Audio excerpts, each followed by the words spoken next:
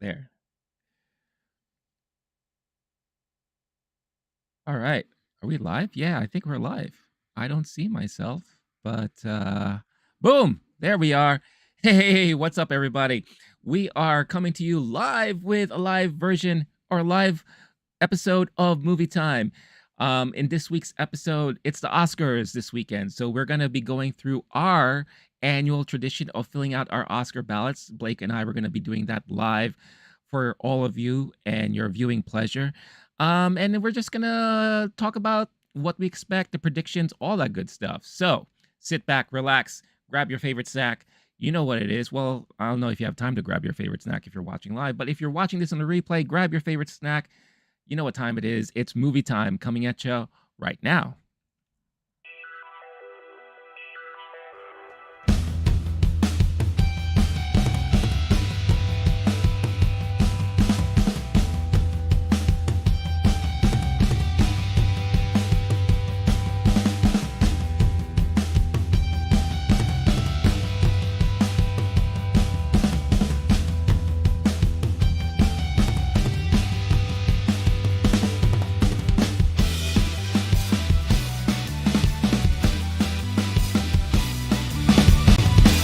Hey, what's up, everybody?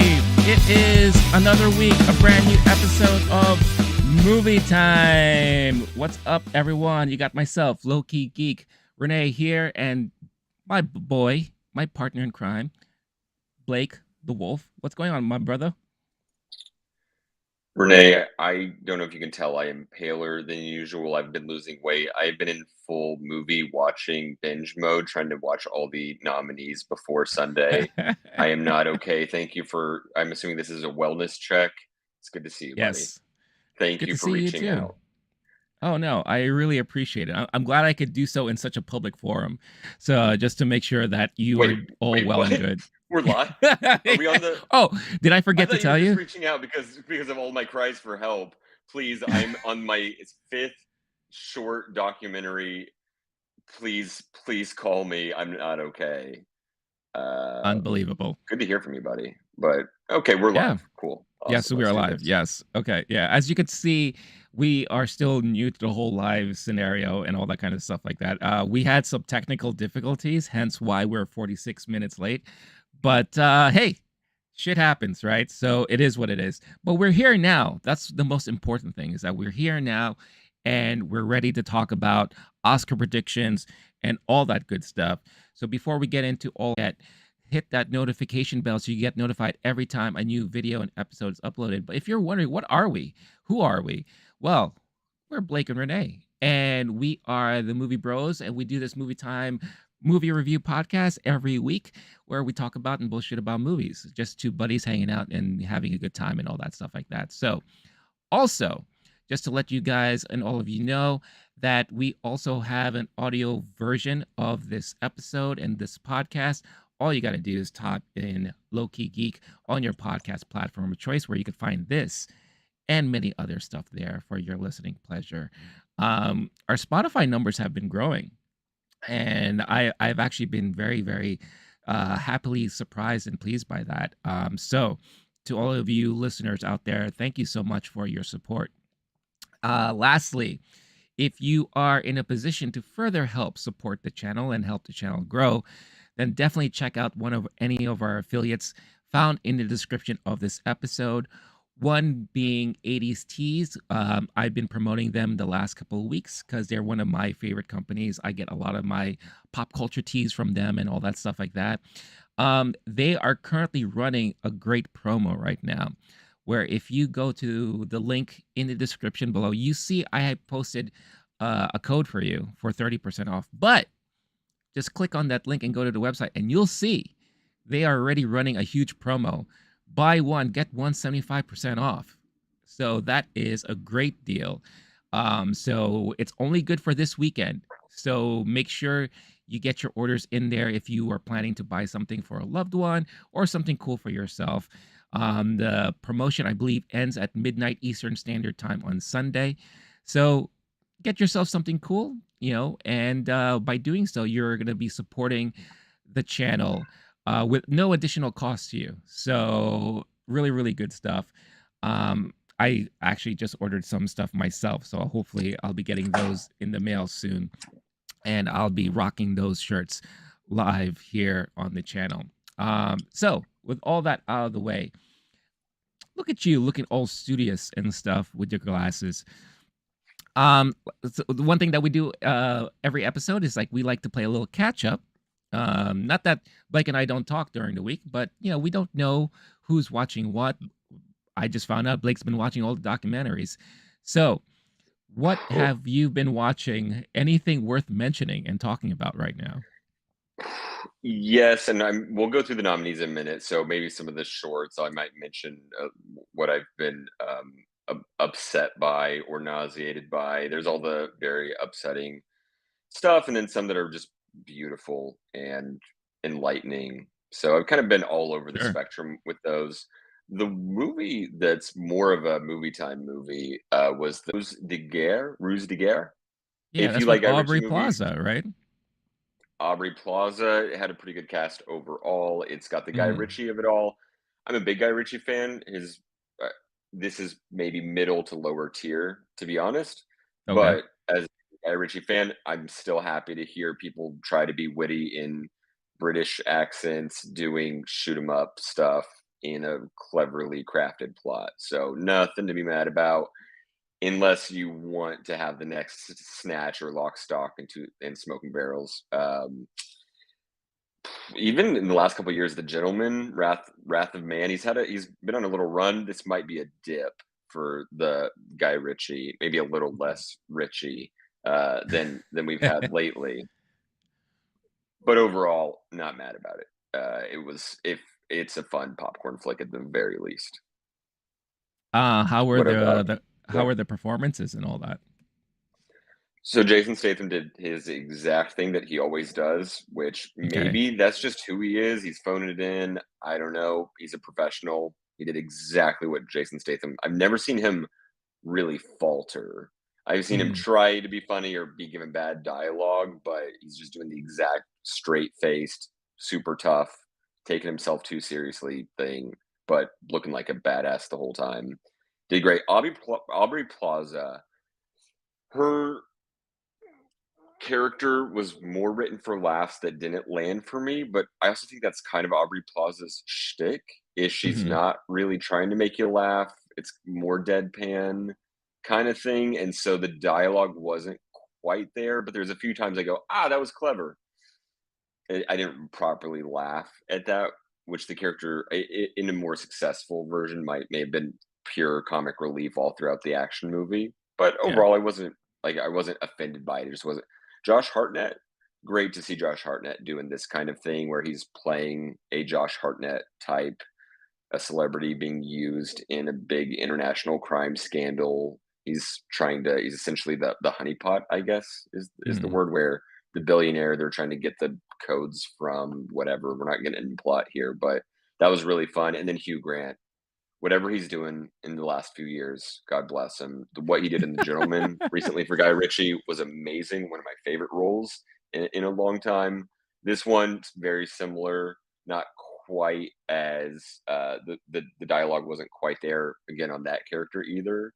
But I Mhm. think Guy Ritchie also has another movie coming out soon. He's been busy. He He's just been kind of does. pumping them out. So Yeah. this might be more of the phone it in one, maybe the one for them, one for me kind of thing. I'm not sure, but I'm hoping this is going to be more of like a step down to step up on the next one. If this was a one for them, Right. Yeah, it's I'm curious about this movie only because it flew so much under the radar. There hardly any marketing or promotion for it. I didn't realize that this movie yep. came out until I was looking on my, movie app because I was like buying tickets to see the movie I'm going to talk about in a minute. And I'm like, wait, this movie came out? Wait, this is a Guy Ritchie movie? What? Aubrey Yeah, Plaza's in it? Like you would think like Aubrey's having like a big thing right now because of her role yeah. on White Lotus, and she's doing a lot of other things. And hardly ever heard about this movie at all. I Not at don't even all. know what the movie is about. International crime, shoot 'em up kind of thing, Okay. spy. action, double agent, whatever. That's the genre we're dealing with. Yeah. What's his? Because last year, in the last couple of years, he did The Gentleman, and then shortly after it was Wrath of Man, and same thing. I remember Mhm. just checking Showtimes, going Wrath of Man, Jason Statham. Let's see. Oh, that's a Guy Ritchie, really? I love that one. I know it Yeah. wasn't for everyone. It wasn't his top tier, but it was just a kind of one of those nonstop action, heart pumping guy on a mission, not stop until he accomplishes it. Jason Statham deal. That one was really good, but again, it's not his top tier Guy Ritchie Right. stuff. So hopefully, my hope is the next one. I guess is it's completed and coming out this year. The Covenant. Is that one, or is there another one? Does he have three? I don't know. Okay, I Uh, let's see. this man is busy. That's all I know. No, Just he's looking at it. I mean, he's got a lot of stuff for sure. And I know there's one coming out later this year. I just yeah, I think is it The Covenant? Yeah, I think it is. The one with what's his name? Jake Jake Gyllenhaal. Gyllenhaal. Yeah. Yeah. Yeah. Okay. I Yeah. mean, That's the one. I mean, that's the one that they've been promoting a lot. Um yeah. and I'm very curious as to how that movie turns out. Because I mean it looks fascinating, the story in that movie, but that's why I question when this movie was actually filmed, because this could be one of those movies that they've had probably like in the bucket, like just on the shelf for a very long time, and then they just decide to release it now because Aubrey's hot, and maybe they just need Hmm. something just to put out there to kind of ride off of that buzz, because I know sometimes that happens. Yeah. So I don't know. Yeah, I Uh, don't know. Uh, what were we gonna say? no, the last thing I was gonna say is that what was your final letterbox rating for this movie? I think I just went 3.5 since it was solid blockbuster material. I may have gone up to 4, but there was a couple clunk. I think I actually went 3. So, but it was in that range, Okay. regardless. Just solid blockbuster popcorn stuff. If it's got Guy Ritchie's name on it, I'm going to go see it. Yeah. And I remember feeling during it, and even checking I checked the reviews beforehand, and they were pretty spot on. It's essentially like this isn't going to be the Guy Ritchie movie that you go, oh hell yeah, everyone's got to go see this, drop everything. The way that I felt about The Gentleman a Yeah. couple years ago, but still fun time at the cinema. Worst ways Nice. to spend a couple hours. I'm sure. And I will tell you, one of those ways that you could definitely Oh waste your no, time on. I saw 65 last night, the latest no, Adam don't. Driver sci-fi adventure flick and all that. Um, It was yeah, it was. great. Well, Please it tell me was. you loved it. It was one of those things where, so I didn't watch Scream 5, right? And I kind of fell off the whole Scream bandwagon after, I believe, 2, Scream 2. Just because, like, I thought it was interesting. They were interesting movies, but I kind of just was not, into it, and not, I'm curious about it now, especially since I heard it's gotten really good. And I heard this new one is actually better than the fifth one, the last one. But I'm like, all right, it's gonna be either Scream 6, which I have no context because I didn't watch the last one, or 65. So I chose 65, and I think I chose pretty poorly. The movie Oh was no, pretty oh bland, no. to say the least. It was one of those sci-fi movies. It felt like I was really watching a B movie. And but it's weird because it's a B movie starring a really, really well established actor, up and coming, a huge, person and all that. And I can tell that he was really trying his best in this movie. Like he was really into it. I thought his acting was even better than his acting on Star Wars, which is saying a Okay, lot. But the okay. movie itself was just really, really bland. And it followed so many of the same typical sci-fi adventure tropes and all that, that at certain times it was kind of predictable, or you kind of knew what was going to happen. Um, if you remember movies like Peter Jackson's King Kong, Um, everything that they did or that they were going through involved a lot of creatures and invasive creatures. So there wasn't any moment where they had like good character building or anything like that. It was always them of avoiding this group of creatures or this group of dinosaurs, or if they're sleeping something comes in and tries to attack them. It's like it's just always something happening, right? Which I guess is great if you're looking for like the adventure and the action stuff, but even during those moments it felt pretty bland. It wasn't like anything that was like, oh my god, like this is nuts, and I can't stop watching and all that stuff. I felt like a lot of the good moments were shown in the trailer, which is also unfortunate. But I also find it funny Yeah. that I question what their budget was, because every time there was a dinosaur on screen, it was either camouflaged by environment or it was in the dark. So I think they did this on purpose to kind of Hmm, save money on the budget hmm. for the visual effects. When you did see them in daylight, it was either from a very long, far distance, or there's this one moment, and I'll go into spoilers because I don't think I'm going to be spoiling anything for anyone, because it's either you're going to watch it or you're not going to watch it. Where Adam Driver gets attacked by a dinosaur, and it just looked off. It just looked, because the dinosaur itself was very dark, and then when it was on the ground, I don't know if this was an editing mistake, but the head of the dinosaur was like off screen, but you only saw the body on screen. And I'm like, wait a minute. This is like a really bad editing choice. Like, why did they just like, I'm looking at the dinosaur's leg instead of the entire full body and the head.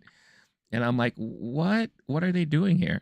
So it's unfortunate. I like the premise of the movie. And again, I are you planning to watch this movie at all? Not anymore, Renee. I'm a big enough Adam Driver fan, Yeah. but I also am not in love with the genre. So Uh-huh. sometimes I'll kind of TBD. A lot of celebrities will go into these types of Sure. movies, try it out, have some fun out there. The fact that he's going all in, I'm not surprised. I saw the dude on Broadway a few years ago. Man is intense, and he was doing that Yeah. every single night. I'm Yeah. assuming that's just kind of what he does Hmm. at this point. Um, I wasn't I wasn't dying to see it, and now I'm thinking I might skip it, unless someone's like, "No, you gotta watch it because of this reason," that I don't know. Right. Also, this just in, 65's Rotten Tomatoes score is a career worst for Adam Driver. Whew, I am So not you're not surprised. it seems like Yeah. you're not alone in this opinion. The only Yeah. you said there's the monster thing, which is a common motif in movies. My question is, was there a moment when we thought they were gonna get eaten by one thing and then a bigger thing came and ate that thing? Of course there was. Of Okay, I'm course just there making was. sure. If not, I might go see it because I'm like, well, they're innovating because every single if you're avatars, Yeah. Jurassic Parks, whenever you've got the big, and then they go, oh, he's not scared of us anymore. We win, and then they realize, oh, I should be scared of that thing. It's every time, dude. Yeah. And No, you're I telling me mean, that they're doing the tropes. I already know what trope they're doing. yeah. It's all like, again, if you're familiar with the Jurassic Parks, if you're familiar with the what's that? Skull Island, Peter Jackson's King Kong, like when they Yep, were on the yep. island where Kong is, it's just inundated with a lot of animals and creatures, and everywhere they go there's always a new threat. And then they do the misdirection where they're being attacked by one thing, but then there's something bigger behind them or something else comes in. Every single trope that you are familiar with, this movie has it. So it made like again and again, I'm going to spoil this for all of you right now, but I really strongly feel that most of you are probably not going to care. But I'm just giving a heads up. Spoiler alert. If you want to be surprised watching this movie, then I'd skip this portion until I start waving my hands again and all that stuff like that. So when I wave my hands again, that means spoilers are done. So the one innovative thing that I do like about this movie that they don't hint at in the trailer is that when you watch the trailer, you feel like, oh, Adam Driver is flying in space and he accidentally travels back in time, right? And now he is like, in the land of the dinosaurs. That's not exactly what's happening. What's happening is that he comes from a different universe, a different planet altogether that is way advanced than we are. And he has to travel through space on a supply mission and ends up crash landing on Earth, but our Earth 65 million years ago. So he comes from a civilization that's well advanced and way like farther advanced than we are. And he just happens to crash land on our underdeveloped planet when, we were still in the Jurassic age and all that stuff like that. Here's a twist. He crash lands on our planet at that time, right the week when the asteroid's about to hit. So not only are they dealing with the threat of the dinosaurs, but they're also, dealing with the threat of this impending asteroid coming in to crash down on them. So that premise alone, I actually really thought was cool. It's the execution about everything else that was just like, really? Like you couldn't have done this better to make it more exciting or more intense or whatever. It's like a lot of things are very predictable. When you crash land and he's transporting, crew, of course all the crew's gonna die. Like we knew he was the only lone survivor except for this one girl. The girl doesn't even speak English. So, they have that communication problem. It's basically your, wolf and cub situation where he has to help transport this little kid to safety, and all that stuff. And then at the end, as they're about to escape, that's when they get attacked by the big giant dinosaurs. And the dinosaur that they encountered in the beginning came back looking for revenge and all that stuff. Like, I'm gonna get you suckers for like shooting me in the face. So it was just very tropey. And but it's again, it's unfortunate because the premise itself was actually really good. I like the twist on the story because I wasn't expecting it to be, oh, it's another universe that they're coming from, a far advanced civilization than ours at that time. There was no time travel or anything like that. So I thought that was kind of interesting and cool. But, if anything, I would say if you do end up watching this movie, this is like a good, like bad movie night. If you're just in the mood for something really bad to throw up on the TV once it's streaming, if you want background noise and all that stuff, or if you just want to see Adam Driver give his all in a sci-fi epic adventure, then it may be worth checking out. But other than that, I wouldn't recommend this movie to anybody.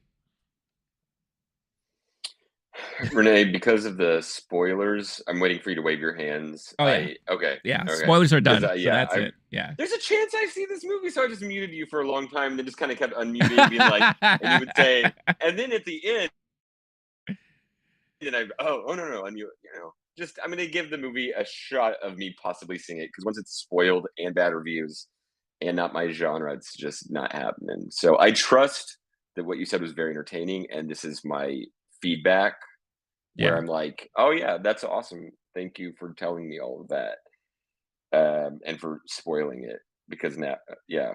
Um, what was your favorite part of all that? Yeah, how did I don't have any follow-ups. I'm not interested in this movie at all. You already answered. My only question would be, how was Adam Driver?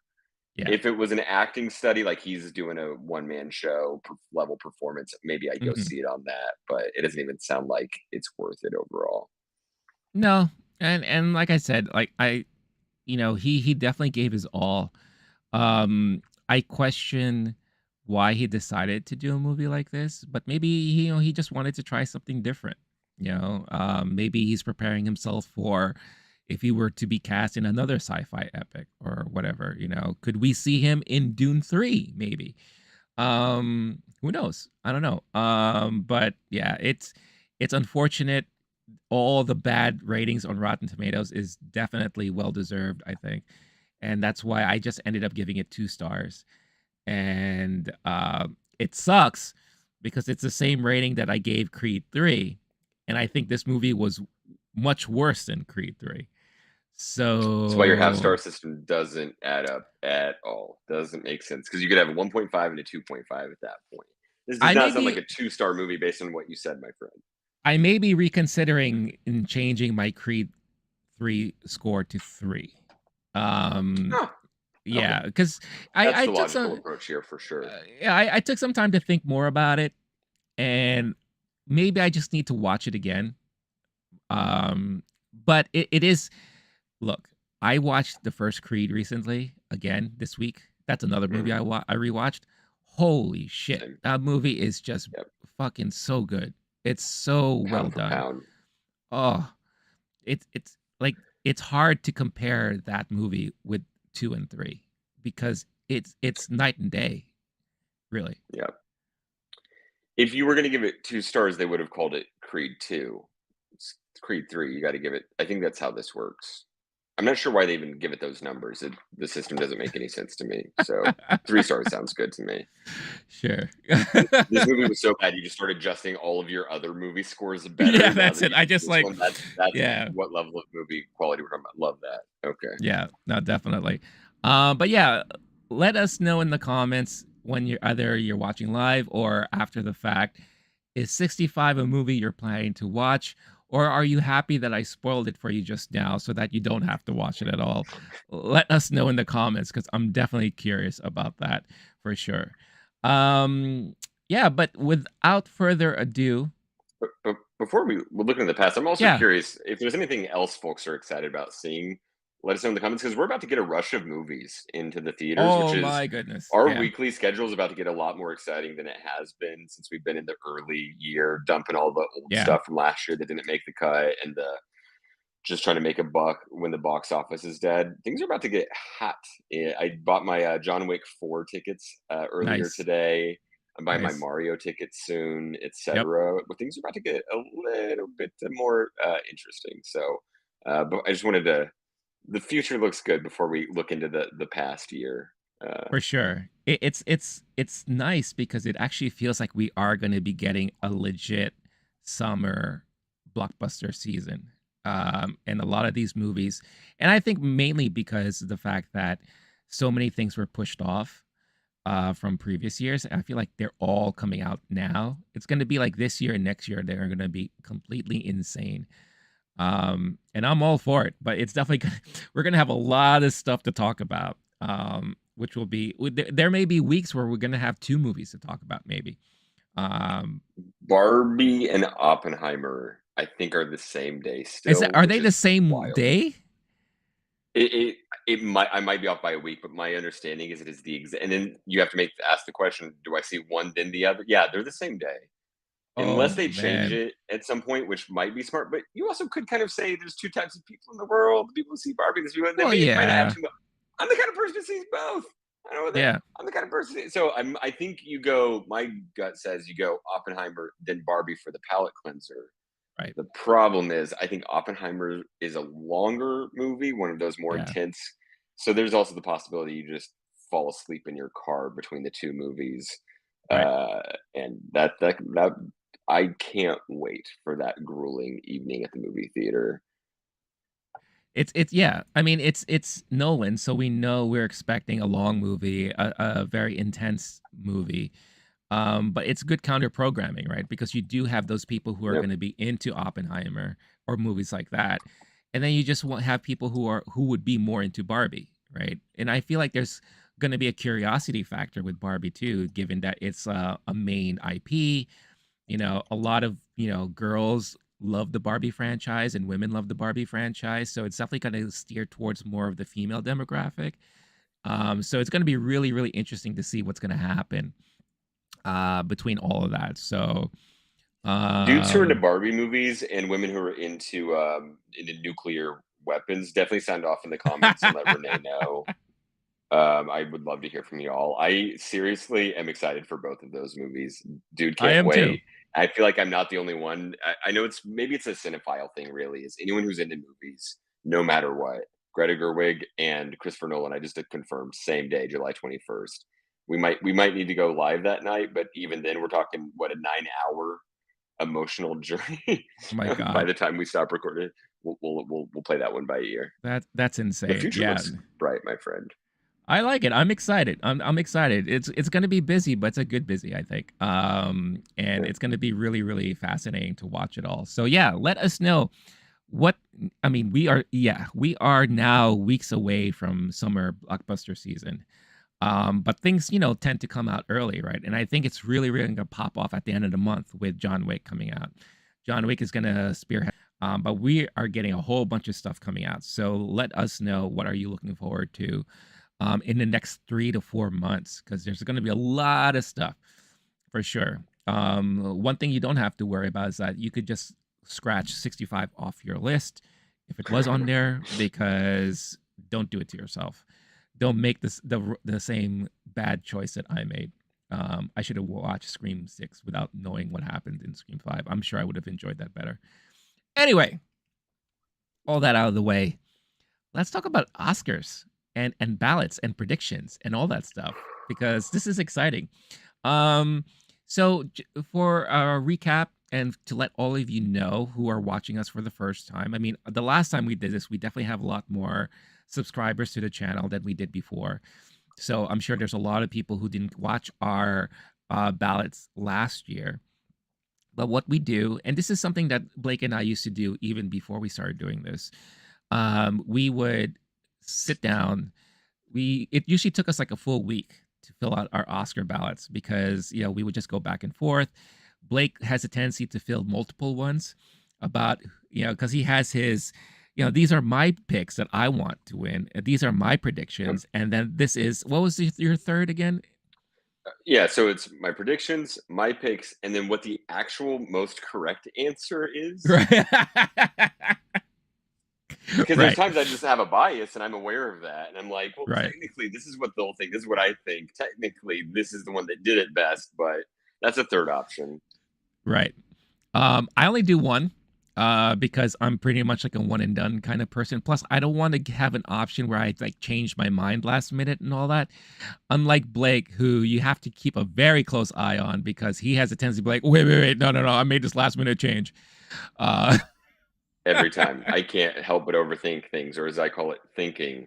It doesn't stop. And I go, right. oh, wait, right. The last time that this person was nominated, they didn't win because in 2008, there was the 14th movie in a row to a feat. And I'm listening to all these prognosticators and pundits and predictors right now. And it is so funny to me how in the Yeah. weeds folks can get on things Oh that my God. really, there's so many factors. I even thought about like someone could go, okay, here's all of the factors of this person's more likely to win because they've been nominated 5 times before. This person's more Hmm. likely to win because they're brand new and people are excited about them. There's all these factors that are the exact opposite. Someone might Yeah. get more of a sympathy vote because they're less likely to get the nomination. There's someone else who's a favorite, so they're less likely to get certain votes because folks want to now reward the person who's an underdog. And just at the end of the day, like, what are we doing when there's literal opposites that are drawing votes in, and then what percentage of the academy is taking in? It's just the math would fall apart so quickly. That's why this is fun though, because you could spend an endless amount of time thinking about it, or you could just phone it in. And there's times where Renee phones it in and I spend endless time thinking about it, and Renee does better than me. And in fact, that's almost every time. So I'm sick of it. This is the year it ends. I took it very seriously and did even more thinking, which was my solution. I outsmarted myself so many times that there's no way that any of these are wrong. I have full confidence. Yeah, like this is, I have a feeling this is the year you might actually win, because this is the first, wait, I'm hold on, going because 100%. because this is the first time I actually saw almost everything. Whether it was by choice or just happenstance. Because in previous years, there would be like movies who are nominated that I haven't had a chance to see. And I tell you that straight up. It's like, I haven't seen these, but from, Yep. word on the street, I have a feeling this is going to win. Word on the street, this is going to win, all that stuff. And I usually tend to get those right. Because I do follow a lot of the news and the rumor mills and all that stuff like that. This year, I think it's going to be a little different. So I won't be surprised if you pull off to be the runaway winner this time. But we'll see. We still do this Why because would it's a you lot of seeing fun. more make you less likely to beat me? That's what I don't understand. because now it's going to be more about my own feelings and opinions, like in Oh, like you're gonna let getting your into it. biases in. That's why you got to do 3 ballots, Yeah. my guy. That's hear me No, out. no, no, This nah. is why. Like I like living on the edge. I like living on the edge, man, for sure. I know you Uh, do. You're gonna go full like, well, I like this one better. It's the best one, so people know that. No, yeah. if it's the best one, never vote for that one. If it's your personal favorite, it never wins. This year with Everything Everywhere, we might have a big exception, Yeah. or when you and I go live, it'll be the most look on my face Oh you'll my have ever god. seen, where I'll just be dead inside. Watch. I can't even say like there's a bunch of these I wouldn't be that mad about, like a Triangle of Sadness, a Banshees, even Top Gun Maverick would be kind of fun if it won, Oh, even I though would you're be a wrong saying it's the best movie of the year. I know you yeah. would. Shut up. But I'm just assuming it'll be Elvis in every single category, something like that. And Elvis, Fablemans, like a couple of these other ones where I'm just not hyped about the movie at all. I'm Yeah. sometimes mad about it. I'm just sitting there going, it might be that, but Uh but Everything Everywhere's been doing so damn good, man. We might have a good night on camera. We'll see. I'm excited. it's gonna be fun, and it's gonna be interesting because I don't know if you've read the recent reports about the anonymous voters and what the Academy voters and what they were nominating and what they put on their ballots.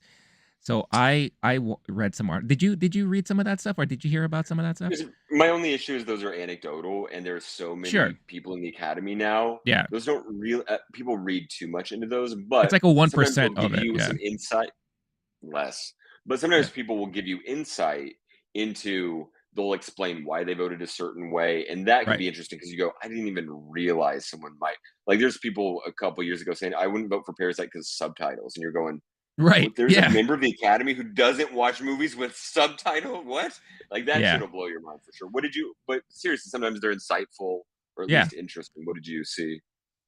I think one of the more common things that I saw, which I found to be very surprising, was they wouldn't vote for Kate Blanchett because they just didn't like her character at all. Her character Hmm, was unlikable. hmm, So because of hmm, that, they would not vote for her in Best Actress, hmm. which I found fascinating because I'm like, it doesn't matter if you like the character or not. If you didn't like the character, that means she did her Yeah, job because she is an unlikable character, and there's nuances yeah. there and all that stuff. So I found that was like a very common thread that I saw.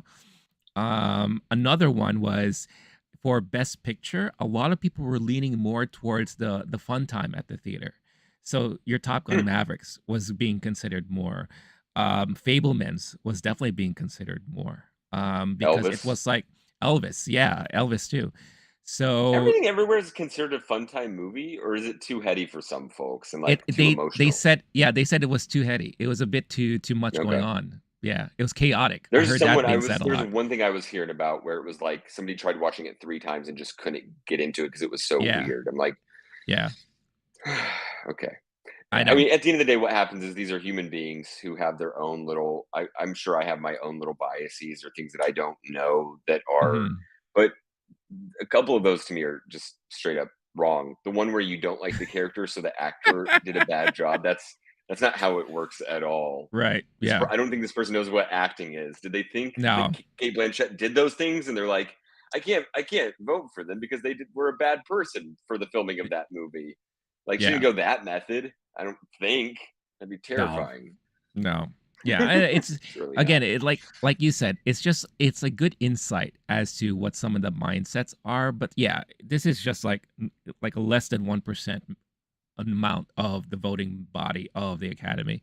But it's just really fascinating to see that come out, and all that. And it explains also a lot in the past why certain things would get nominated or certain things would win over this or whatever the case is. Because sometimes the mindset is just off than what everyone else thinks and everything. So it'll be really I interesting to see. assume I assume the reason why Green Book won a couple years ago is because just they're like my favorite color is green. I'm gonna pick that movie, and it's just shit like that happening I like books. all over the place.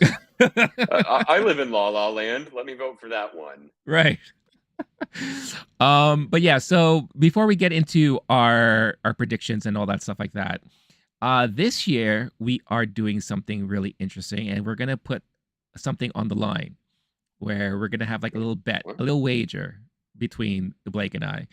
Oh, Um, hell yeah. yeah, so we figured what's something that is going to be fascinating to share with the audience. So Blake actually had the idea of, well, if the loser has to be forced to watch something that is probably unbearable or whatever the case is. So I kind of agree with that, and I'm going to provide a couple of options here for you, Blake. So Okay. if I lose, I get to watch something that I haven't watched before that I know is going to be extremely painful. And that and we I looked through like some of like the worst movies to watch, and I chose two, and I'll give you the option as to what I'm gonna be watching if I lose. Leonard Part 6, the Bill Cosby sci-fi movie from the 80s, or Ishtar. I have not seen any of those two movies, and these rank pretty high up on like some of the worst movies ever made. One is actually Are you? extremely controversial Yeah. because it has a person that is in the news for doing outrageous stuff. So I'm willing to put Outrageous is myself such out a there. nice word for this situation, but okay. I understand you don't want to say the words out loud. Yeah. So wait, are you asking me to choose between these two movies, or is that one choice is you watch something that inflicts pain upon you? No, I'm going to watch one of those two movies and you're going to Oh pick which one gosh. I watch. Option 3, you watch one of the movies I've been begging you to watch for years that would be good and you would enjoy, but you've just been putting off, like a Jim Jarmusch situation, maybe even a marathon, if you will. One of them, maybe one of But them. I've been but how begging is every time it comes up. but how is that a It's a punishment punishment though? because you're not going to do it anyway, and this is the only way I could possibly force you to watch these movies that are in my top 4 list. Ugh, I can't believe that it's Okay. come to this. You know what? I'm asking you to be punished by a movie that I love so much that I know you Okay. love. I've got a Okay. few of them. All right. Let's do that then. You select a movie that you've been wanting me to watch, and I'll select a movie that I've been wanting you to watch. If you lose, so Your movie's going to be give the me. 9-part Ken Burns baseball documentary that's, I believe, 18 hours long. Actually, there's a 10th part now, so just heads I up. actually watched 3 of those episodes. So We had the whole VHS box set growing up, watched it so many times. Option 4, hear me out. Everything Everywhere All at Once tattoo somewhere on my body. I'm down. Not a, I was gonna say my other favorite movie was Lydia Tarr. There's no way I'm doing that. Everything Everywhere. I'll go googly eye somewhere. I don't know. But no, yeah. wow. I like option 3 where we actually Okay. cover something the other we've also talked about doing this before is doing older movies and doing swaps and you watch this one, I'll watch that one, movies that we're passionate about. So Yeah. but if you want to, yeah, no, I'll inflict pain. I can definitely do that. That's fine. So No, I let's. we have a bet at least. The other person gets to pick a movie that the other person watches, and if it's a such a miserable, weird experience at home where you're watching uh Bill Cosby space spy movie, that's if that's what you want, that's fine. Well, I can entertain that. I mean, it's something that would be interesting because I'm also thinking that we could do this like a live watch along, like when I do it and when you do it. Obviously Sure. because of copyright Why reasons, we not? can't What could show go it wrong? on screen, but you could at least see our live reactions as we're watching these movies, right? So, um, your choice, my man. It's either I watch something Okay. terrible like what I presented, or you pick a movie that you've been wanting me to watch, and we'll do that. Is it the same punishment for me, or do you have a unique punishment, or we haven't gotten that far yet? I have one movie in mind that I want you to watch. Is it a painful one? Because then I'm choosing painful for you for sure. I want you to watch Midsommar. I'll do that. That is gonna be horrible. I will not sleep for a I couple nights know. afterward. It is a punishment, but I also want to enjoy the movies of Ari Aster, is that right? Yeah, Ari Aster and Florence And Pugh. they have an and they have another one coming out this year, not Florence Pugh, but Ari Aster, Walking Yep. Phoenix. So I accept. That is actually a that is a great bet for me to take, is the one that Okay. will mess me up. I will be scared little chicken boy because I don't do horror movies well. I don't take to it, and yet it would be a rewarding experience. So maybe I'll do one of the more similar, like slow Jim Jarmusch's for you, but it's still a beautiful, great, well reviewed, loved movie kind of thing. You just have to Okay, promise not to fall asleep. We can Clockwork Orange you if you need with toothpicks in the eyes, whatever their device they have there. So that's fine. Do you wanna name it now? I'm not ready to go on record, but it's probably going to be one of my top 4 movies of all time, which is Only Lovers Left Alive, a movie I've seen maybe 30 plus times, and Okay, it's not too slow. That one you'll actually like. It's a vampire situation, so I could see you okay. really enjoying it. So, yeah, Alright. Well, there you go. So we we that's the we wager got on the business. table. That's what's at stake right now. So definitely stay tuned to find out who wins. And again, just a quick reminder: we are going to be going live on Sunday, covering the Oscars. We'll have our full reactions and all that stuff, commentary. Join us. Maybe we'll do some games, whatever the case is. We'll figure it out. But we're going to be streaming live on Sunday, so definitely, if you haven't subscribed to the channel yet, make sure you do so you won't miss out on that, and hit that notification bell so you get notified as soon as we go live and we start broadcasting and all that. So it's definitely going to be a fun night, especially seeing who wins our with our predictions. So let us go into that process right now. And you know what? Let's start. Why don't we start with you there, Blake? Um, Now the way we're going to do it, and I'm going to share this my screen real quick so that people know what we're looking at here. We are going off of the letterbox ballot. So if you wanted to join along, whether you're watching live or you're watching after the fact, just go to letterbox.com. The URL you could see right on the screen right here.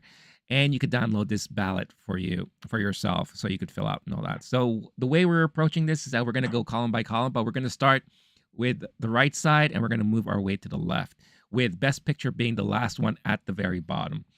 So the first category we're going to go with is music, original song. So just to read who the nominees are, we have Applause, Tell It Like a Woman, Hold My Hand from Top Gun Maverick, Lift Me Up from Black Panther, Wakanda Forever, Not To by RRR, and This Is a Life from Everything Everywhere All at Once. So before we go into our choices and all that stuff like that, one thing we should probably talk about is performances. So it was announced already that Not To will be performed live on the show, which I think is going to steal the show for a lot of people. And it gives a lot of people a reason to actually watch, in my opinion, because I think everyone has been dying to see a live performance of this song. But it was also announced this week that Lady Gaga will not be performing Hold My Hand live because of scheduling reasons. I believe she's filming Joker 2 right now. So she won't be able to make it for the broadcast. So with that out of the way, Blake, what is your prediction here? So I'm about to ask you how we're doing the points system, whereas are certain ones worth 3 to what which we've done before. Just want to make sure. But first, I'm glad that we're using the Letterboxd ballot. The apparently the Oscars are doing a tie-in with Letterboxd this year, where Oh, they're are they? actually going to have, and I don't know to what degree or how much, but apparently there will be Mm-hmm. some Letterboxd on screen where maybe they're doing reviews in person or Letterboxd Wow, scores, the format. I don't know, but I love that because it is now that's awesome. way past IMDb as the official movie platform. It is the full takeover mode to where now the machine has absorbed Letterboxd. I don't know. I'm curious to what degree, but there'll be some version of Letterboxd showing up there. And then they're also going full social this year, so they're going Facebook and TikTok. They'll have the speeches and Oscar Oh, moments on there immediately after they happen, supposedly. okay. So I'm at least we're going digital finally. Look at us, Amazing. 2023. And Yeah. and at least they're finally ditching IMDb, because that site is just a hot mess, Mm, and I hate mm. going to that site. So, So I'm gonna ask you points. How do you want to do that? what did we usually do? We usually did like we'll just do the default point method that we always did before. So that's basically Okay. We was it can one settle that point? on Sunday then if we need to, but it's Yeah, all the one. smaller ones is 1 point, the Yeah, shorts, the yada yada. yeah, I think we always did 2 for, like, animated, documentary, international, ones that are a little bigger, and then 3 points for actor, director, and picture, something like yeah, that, but one time we did 5 for picture, but we can settle that on Sunday. At yeah. least we know. I just wanna make sure because if these shorts are I mean, I would just have to rework my whole ballot real Oh quick boy, here we just go. based on You told me that thing earlier about Tar, Whew. now I'm thinking, "Okay, what else does that say about the live action documentary short animated category?" So, Not uh, To is gonna be what I put down for my prediction. It's the only one by RRR. There was enough hype and excitement about that movie, people disappointed it wasn't elsewhere. If mhm, that let's just pretend they started off with that category, which they won't, they're gonna do the performances throughout, yeah, and that didn't win, I'd walk off. I'm turning it off. The live feed will just be me sobbing in the corner. I will be properly disappointed. I know there's a shot David Byrne wins. I won't be super mad about that one. mhm, I know that there's a chance that the Gaga, Rihanna, worse, the Diane Warren song could win. Rihanna, I wouldn't be too mad about. There's a question of does her Super Bowl performance help or hurt her chances at the Oscars? Lady Gaga, I'm not sure if it was, I'm guessing it was announced that she won't be there after voting closes, yeah, but either way, I think the correct answer here is Not To. It's the definitely and my other issue with the other songs is Rihanna's is a little less so, but Not To is a key moment in that movie, and it yeah, adds to the plot, which, like, the Gaga one's just kind of thrown in at the end.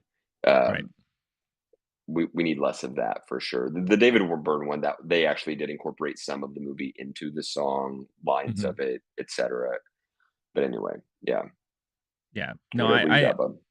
yeah, I agree. For me, this was a clear cut answer for me. It was not to. Like there was no way I wasn't going to choose this because, like you said, it was a key moment in the film, but also it was just like the best, song that I've heard in movies all of last year.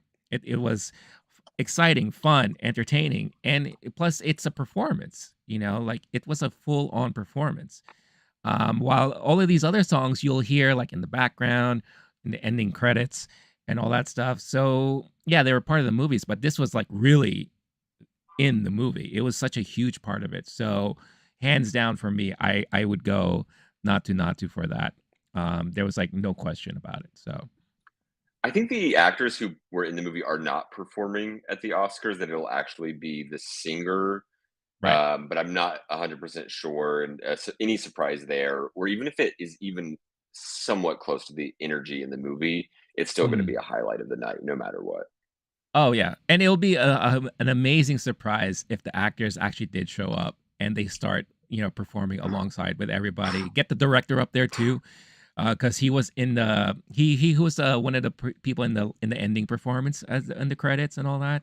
So it'll be just a lot of fun just to see him dance around. It'll be a blast. You've It's been probably going to be the you and best I moment. are you and I are doing the choreography together live on you've been doing your practice, right? You've been Sure. doing your reps? Yeah. I've I been am not yeah. kidding. Fun fact, a week ago, I put it on YouTube and put it on repeat, and literally, I'm not kidding. It was like a tutorial, and I've at least got the part where they do the feet side to side. That part I've Yeah. got so far right now. Okay, Nice. we All covered right. original song. So there you go. Lock it in.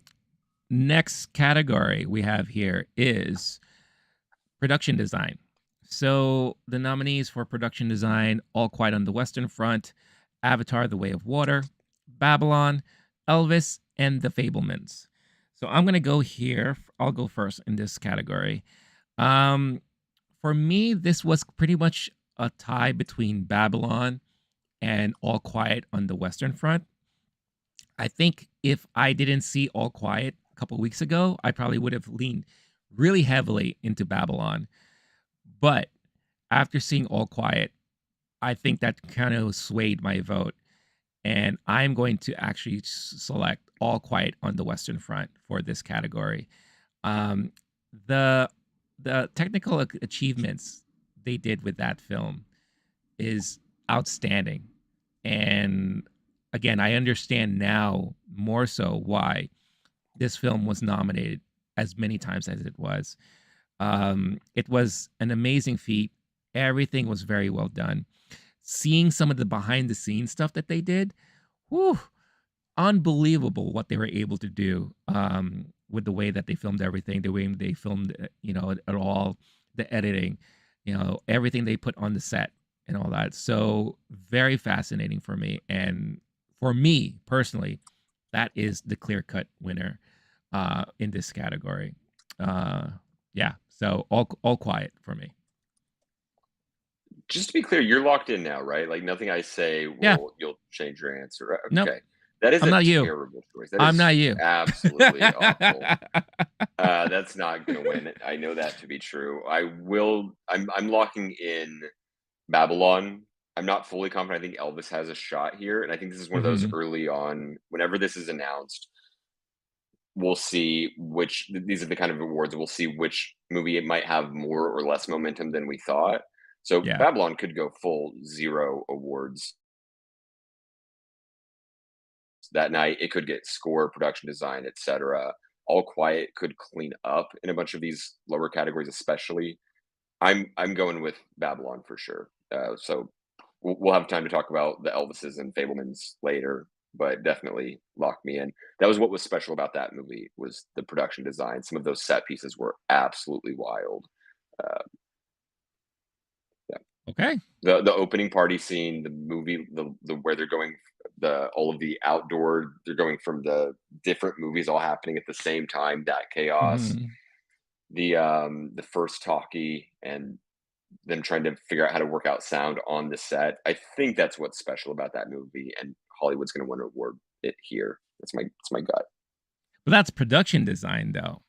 Like you wouldn't include that in like sound or one of the other type of like technical The categories? sound moment, I think that is interesting for that, but I'm talking about the actual set piece itself, like the Sure. actual way that they set that up, where you actually Mhm. have you're on a movie studio, but you're actually filming a movie studio, or in another case, the movie lot, or especially the one where they have to set up everything exactly right when they're shooting multiple movies, and it's the scene where we're introduced to Margot Robbie as his character as an actor in the movie. The big party scene at the beginning, that is pure production design. Oh, There's well, sure, obviously other yeah. crafts going into it, but that's to me what's amazing about it. So that's the first impression you get from that movie, right? Is holy cow, this production design is intense and wild. So Mhm. yeah. Okay. So locked in. Myself, All Quiet, and then Babylon for Blake. So moving on. Next category we have here is short film animated. So Blake, I'll kick it off to you as to who you're going to select. But let's do the nominees first here. So, The Boy, the Mole, the Fox and the Horse, The Flying Sailor, Ice Merchants, My Year of Dicks, and an ostrich told me the world is fake and I what's the whole full name again? And I believe it. Yeah. Yeah. Yeah. And I Okay. believe it, something like that. Yeah. Yeah. So what do you got? So Boy Mole Fox Horse is the smart money. You've got the Idris Elba, you've got J.J. Abrams producing it, but also it's a standout from these. It is different than the other ones. The other ones are more creative and might share votes more. Is it the one I think is best? No, I'd probably go for Ostrich or maybe My Year of Dicks for my personal favorite. There's a chance that I'm just off base here and everyone else is. Some folks are trying to get a little too clever with it by choosing another one, but so far it seems the smart money is on Boy, Mole, Fox, Horse. So is that your pick? That is what I'm predicting. That's not my pick. I'm not an Oscar voter. What are you asking me? You're asking me my prediction. It's the boy, fox, mole, horse, whatever. Yeah, but Yeah. the ballots that we're going through is these are your picks. So yes, they are You're saying what I predictions. would vote No, no, to no, no, no, win? no, no, no, no. Okay. I'm just making sure. I'm just Look, making sure. Mister. Yeah. Look, This Mister is what I Three am picking Sheets. for them to vote for. Sure. This is what I am picking as my prediction for what will win on Oscar night, yes, that is my pick. All right, just checking your ballot. I've Yeah, got 3 okay, ballots here, we dude. have I'm it I'm just there. trying to No, make it's okay. sure We're which only ballot mine you're we're only talking doing about. one. We're only doing one. All right. Um. Speak for yourself. All right. So for myself, my own personal pick would have been "An Ostrich Told Me the World Is Fake," and I believed it because just the way that they filmed it, the way that they put it together, it was so brilliant for me. I really enjoyed it a lot. However, you can't deny the star power behind The Boy, the Mole, the Fox, and the Horse because, again, I feel like the majority of the voting body would probably lean towards that because, oh, J.J. Abrams did this. Oh, Idris Elba is in this. I feel like they would lean more into that because it's familiarity, prestige, and all that stuff. So I too am gonna go with The Boy, the Mole, the Fox, and the Horse because of that. But personally, I would love it if An Ostrich Told Me the World won it because that deserves the attention there for sure. Agreed. All right, so that's locked in there. Next category is short film, live action. The nominees are An Irish Goodbye, Ivalu, Le Pupille, Night Ride, and The Red Suitcase. All right, Blake, I'm going to kick it off to you. What do you I think? got pretty much nothing to go off of here. This is one of those that I'm going to see this weekend at one of the short film compilation screenings that we Mhm. have in New York City. I'm going with chalk, An Irish Goodbye. I don't even know why. It's just An Irish Goodbye. I saw people predicting it. I saw some sites predicting it. I've Yeah. got very little to go off of here. So once I see him, maybe I'll regret this and I'll beg you to let me change it, and you'll say no. Lock it in. Irish Goodbye. Well, that's why you have your two other ballots, so you could like fiddle around with But I those, was right? actually correct with my. Yeah, I- technically. I'll never forget the one year where I looked at one of your sheets and it had so much scribbles and cross outs and like you were just like changing your mind like constantly. It's the funniest thing I've ever seen. It's not funny at Um all. It's harrowing. So glad you're enjoying it at least. Oh, I love it. I haven't seen any of these. So this is going to be another one of my picks that I'm going off of what I've been reading and what I've been hearing. And like you, An Irish Goodbye. An Irish Goodbye is the one that I've been hearing people talk about more. It could be wrong, but that's my choice that I'm going with.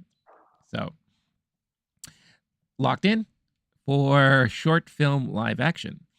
Next category we Smart to have. copy me on these because this is the category I normally kick your ass because I do research on it and you just go with your gut. So that's actually a really clever strategy to have me go first here. Okay. No, it's fine. No strategy here. I probably would have ended up doing the same.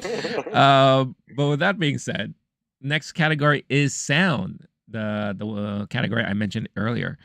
So the nominees we have here is All Quiet on the Western Front, Avatar: The Way of Water, The Batman, Elvis, and Top Gun: Maverick. So for me, this was a little tough because I believe that all of these movies deserve to be nominated in this category. Top Gun has some great sound effects, especially with all the dog fighting and all that stuff like that. Elvis, because well, you have to have good sound because of his singing and environments and all that stuff like that. The Batman, again, very interesting environments and all that. Avatar, All Quiet, all that stuff. So I haven't really narrowed my selection 100%. So I'm going to be doing that right now. And for this, I'm actually going to go with Avatar: The Way of Water. I think if Cameron was going to win anything in this year's Oscars, it's definitely going to be more on the technical categories, which deservingly so. He puts a lot of work and effort in the technical aspects of his movies, and Avatar in itself is a huge technical achievement. Um, so I would give him sound for sure. Even though I think All Quiet is good, but I don't think All Quiet's sound was the thing that stood out the most, in my opinion. It's everything else. It's more visual and editing and all that stuff. So my choice will be Avatar: The Way of Water. There are war movies that have done sound in a much more interesting Yeah. way than All Hmm. Quiet. The fact they're not innovating there, that's not the attention getter score, if anything, when you're talking about just the audio Right. happening in that movie. Yeah. I'm going Top Gun Maverick here. This to me is a box office type category in Hmm. this year in particular. There's a chance that Top Gun, Avatar, and in some ways Elvis and Batman kind of split those votes, and it goes All Quiet. That's my but lock it in. I'm putting in Top Gun Maverick that'll get the most love in this category because that was intense. I think a lot of people saw it in movie theaters, which is going to be different. All Quiet. A lot of people have seen that on Netflix, Hmm. and the sound will be whatever's coming out of their speakers, and I don't know who's in charge of that.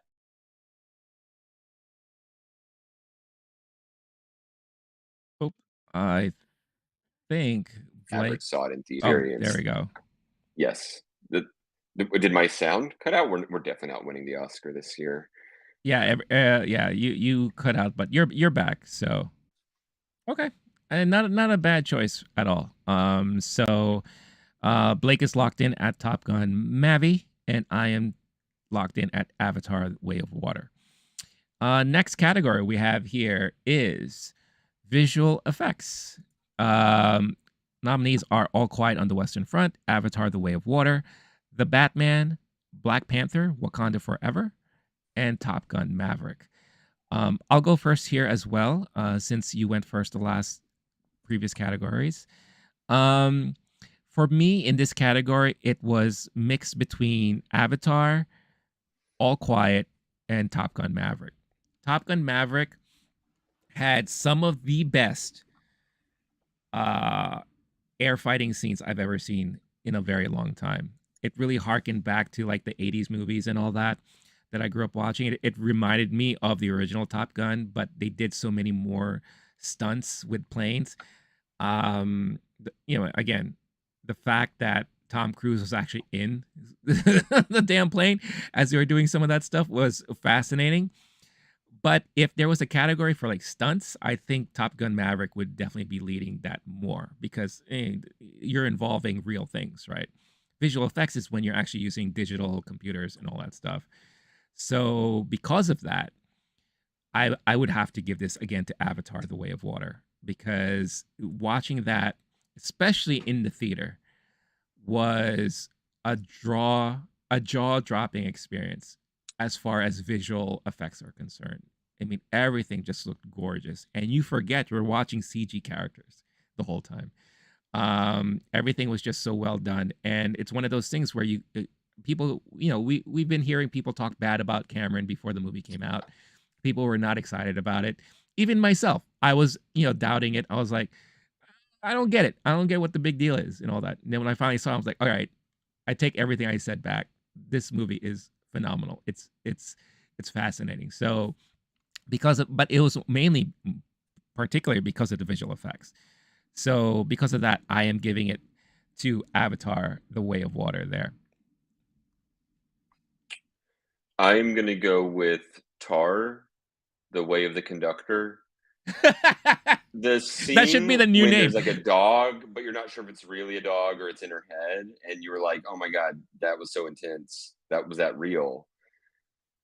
Okay, I'm going Avatar also, The Way of the Water. The Nice. that's what this movie is best at of anything. The water, the animals, the creatures, that's what part of what makes his movie so special. Uncle Hmm. James, don't bet against him.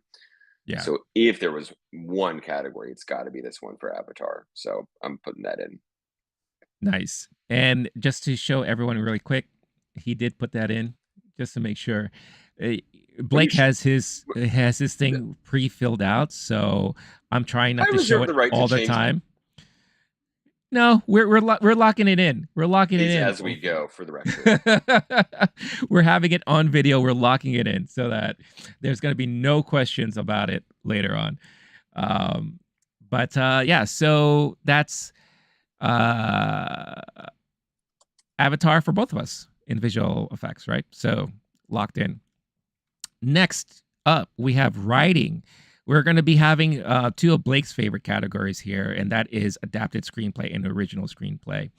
So I'll make sure to have him lead up these two categories. But first, we'll talk about writing adapted screenplay. So the nominees we have here is All Quiet on the Western Front, Glass Onion, Living, Top Gun Maverick, and Women Talking. Now, before we go with our choices and all that, Blake, why don't you remind everybody what's the difference between adapted screenplay and original screenplay? Even though it sounds like it should be something that people will understand, but there's some Sure. nuances sometimes. But yeah, let you explain it for everybody. Absolutely, I'd be glad to do so. Renee, thank you for putting me on the spot here. You're welcome. Here's and I'm actually gonna tangent a little bit on this one because there's a couple of these movies that, in my opinion, should be original instead of adapted. But essentially, adapted is if it's based on a pre-existing source material. Sometimes, like the movie Cocaine Bear, that's just a newspaper article, which I believe the original Top Gun was based on a magazine article of some kind. And then this new movie is now based on the movie that is based on the article. But one of the rules they have is sequels is another one to me that I don't like. I wish that was an original. So the reason you see Glass Onion here in adapted, it's confusing to some folks. That's because it's technically a sequel, and some of the characters. I I think that there is some room for nuance if some things are kind of based on pre-existing things. So you'll see a biopic. If it's based on a biography about Elvis or Ray Charles or whoever, then it would be adapted. If it's just based on their life, then it's not. So that's also to me one of those that's a little more nuanced. I think the real question should be, is it original or are you basing it off of something that already existed, the actual story itself? But eventually, it's going to get semantical either way. That's a rough. Uh, the the actual technical definition is easy to Google, but those are some rough guidelines when looking at them. Cool. Does Awesome. does that feel clear now, or is it worse? I mean, it's clear to me, but I understand too why there is confusion as to why a certain movie is considered adapted. Like for example, and I'll go through the nominees and we could explain it a little bit more. We have All Quiet on the Western Front, Glass Onion, Living, Top Gun Maverick, and Women Talking. Now, some would ask, will question, well, why is Glass Onion on here? I don't believe there was a book written about it or anything like that. But I think it's because it's taken from a previous concept of Knives Out, which was already a movie that came out prior to that. So you're using the same characters from that previous movie or character. So it's being adapted from that original source material to turn it into a new movie. Same thing with Top Gun Maverick. You're taking characters from an original movie that was already previously done, and you're just using them in a new movie. So it's like adapted from a previous work of art like that. Same with All Quiet. It's in a retelling of a movie The that came others out are. before and all that stuff. Yeah. So Oh, so yeah, All Quiet's a novel. Women Talking is a yeah, novel, yeah, and then the other one is Living, which is just the film. That's actually an Akira Kurosawa. It says the film Ikiru right. by Shinobu Hashimoto, Akira Kurosawa, and Yeah, Hideo Oguni. That's sometimes in these two, you'll just see like multiple layers of how things are adapted, right. or a bunch of Yeah, names on there. And sometimes it's as simple as All Quiet on the Western Front. It's that book you read in high school. right. Yeah. So now that that's been cleared and out of the way, Blake, what is your selection for adapted screenplay? Sometimes you're going off the source material being very exciting and something everyone knows. So some folks are going with All Quiet on the Western Front. Sometimes you're doing how truthful they were to the adaptation, and sometimes you're doing, did they add anything to it? How how interesting or successful of an adaptation was it? Some movies are kind of unfilmable, or some books are unfilmable. So like I think White Noise should have been here. It's not. I'm going with Women I Talking agree. as something that was a highly literary script, which I think those sometimes get honored here, and a movie that was under-recognized elsewhere. So this will be a chance to see it recognized. Another thing that happens a lot of times in the screenplay categories is the movie that folks want to have the chance to vote for elsewhere, but can't or won't, they'll vote for here. So like you'll Mhm. see a Quentin Tarantino or a Spike Lee um, even get a screenplay nomination. I think even Paul Thomas Anderson, that was how you see it a lot. When we saw Everything Everywhere, afterward, we're talking about the nominations. We're like, it'll probably just get a screenplay, and you know, because that's the cool kid at the table. In this case, I think it's one where folks aren't going to give it any of the bigger awards, especially the ones it wasn't nominated for, but should have been, and it'll get it here. Plus, the adaptation was good, and it was a very talky movie, and I think it was successfully so. So it's also, I think, would be my pick.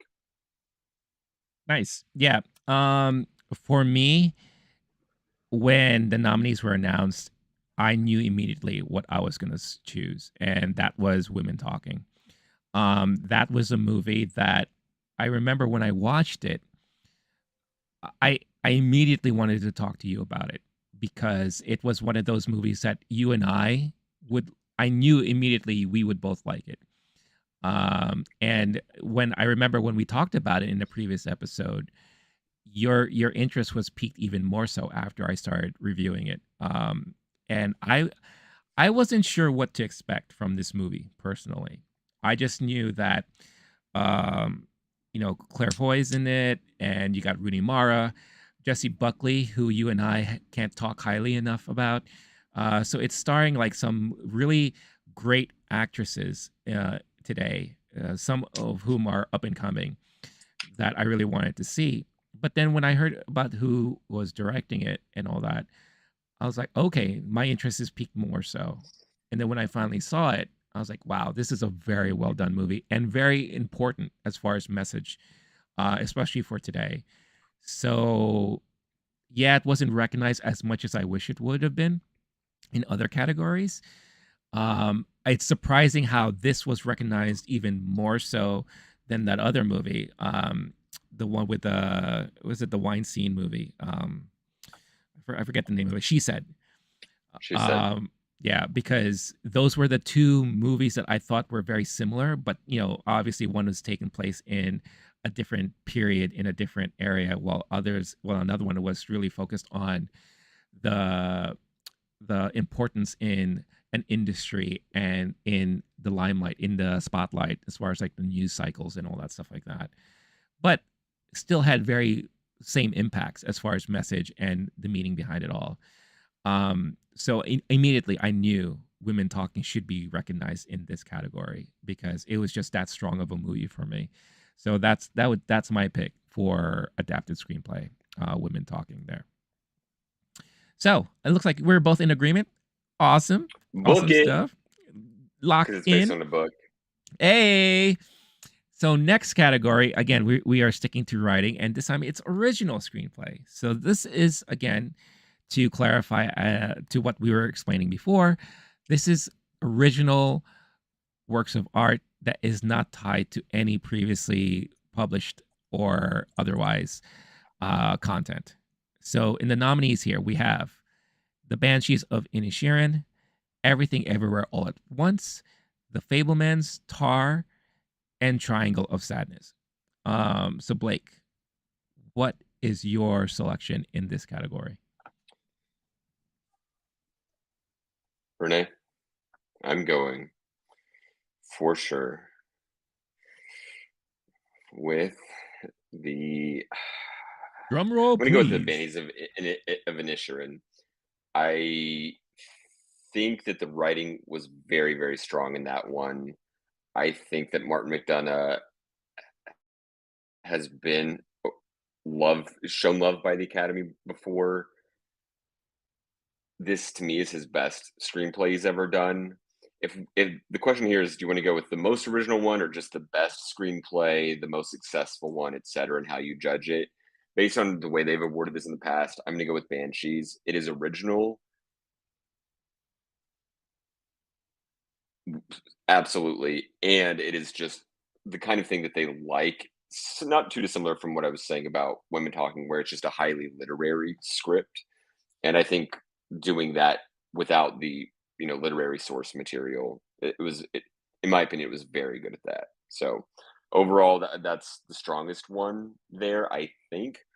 Plus, we'll get to these later, but I don't think it's going to get a lot of the bigger awards. So I think this will be, like we're talking about with women talking in the adapted category, one of those where they're going to show love here because it's not going to be shown love above this category. Sometimes this is kind of where a movie might peak on Mhm.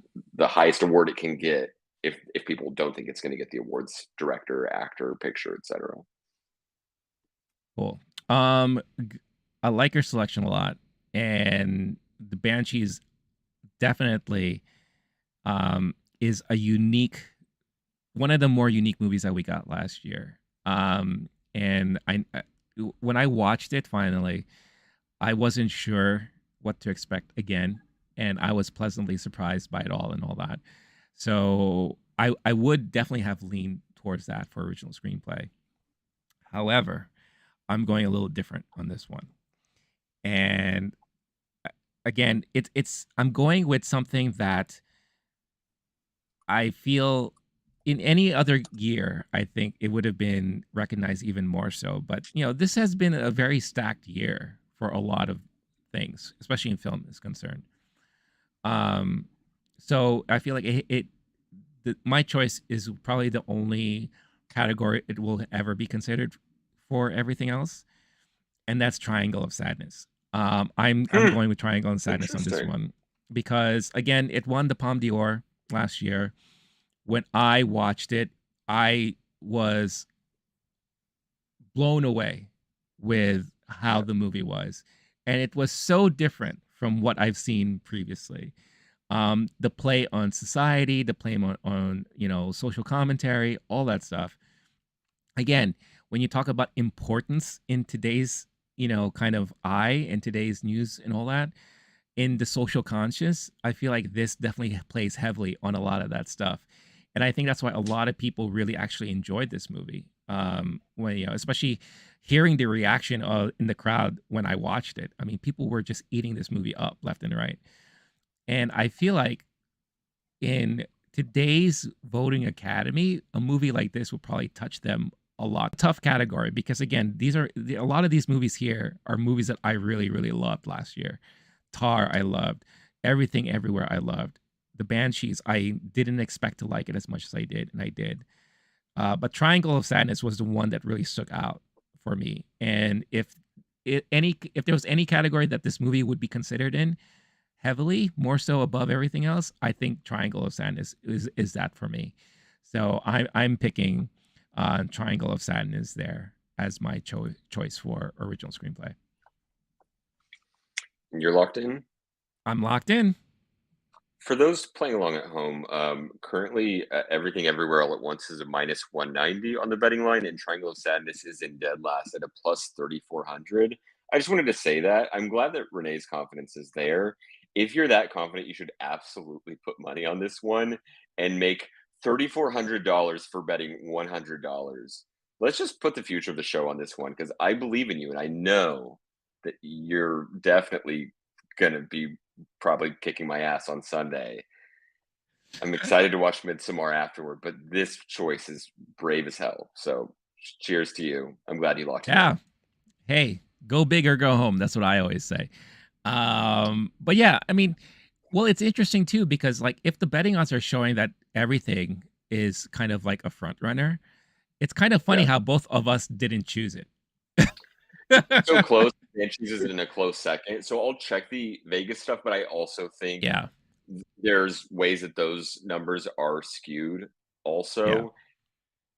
And if you just go pure chalk, also that's weak as hell. So I definitely try right, to read more into it than that.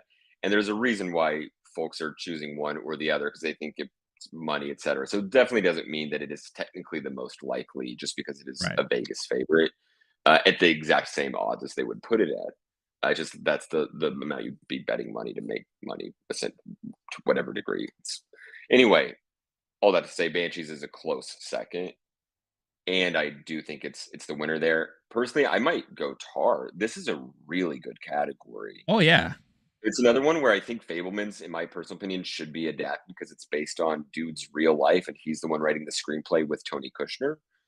Also, Tony Kushner being in these nominees for Fableman's, even though it's also with Spielberg, one of the best playwrights living and one of the best all time, that's the weakest movie here, in my opinion. That says a lot. This is a strong category. And I think that's why, to some degree, you might see things splitting votes in different ways. And I wouldn't be too surprised if any of these five won, Mhm. except Triangle of Sadness, because they're going to be dead wrong. But yeah, Well, maybe I am, but again, I'm going. This is what my gut's saying, and I don't know. We'll see. I mean, but like you said, and I said this too. This is a very strong category. I mean, uh, every one of these nominees deserve to be in this category. And if it was any other year, it you could make it easily make an argument for any one of those. But yeah, I guess we'll see. That's one of the fun things about watching the Oscars live, once it's all said and done,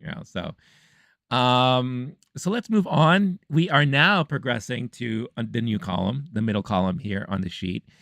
And I know it's going to be kind of weird because we're jumping from writing to directing, but it's fine. It's, nothing wrong with that. Let's get this out of the way, because I think this is also like an interesting category in itself. So, best directing, or directing as a whole.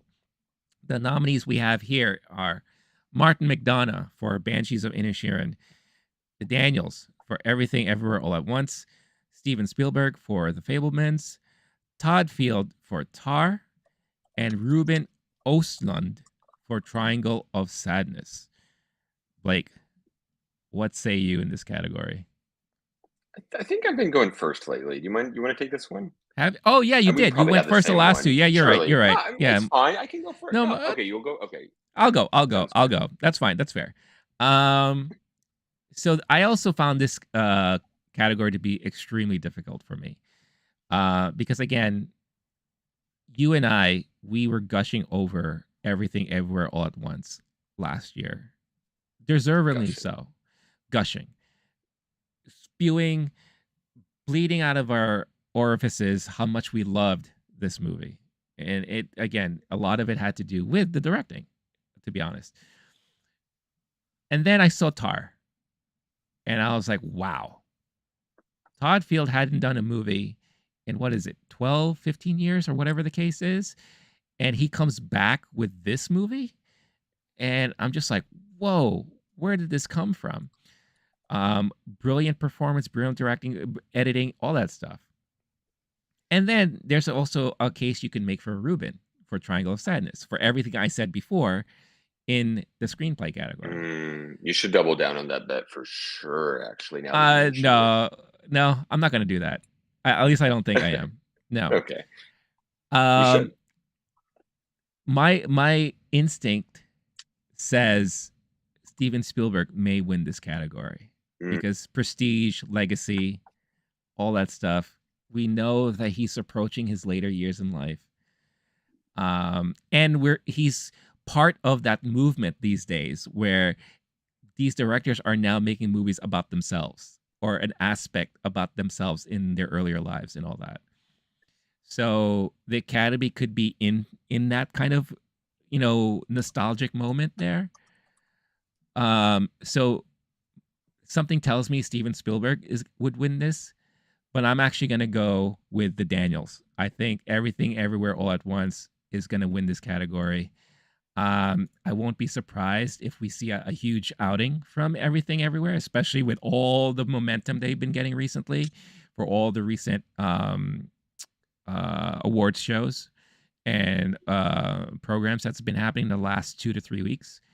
So my choice here will be Everything Everywhere. How about Are you? you done? What say you? This Yeah, was such a roller I'm done. coaster. You went through. I saw you thinking through that one out loud. I should have gone first. Everything Everywhere All at Once is definitely going to be the winner here. They've been winning so much. They have so much momentum. It's such a beloved film at this point. The speeches they've been giving and making a stronger case.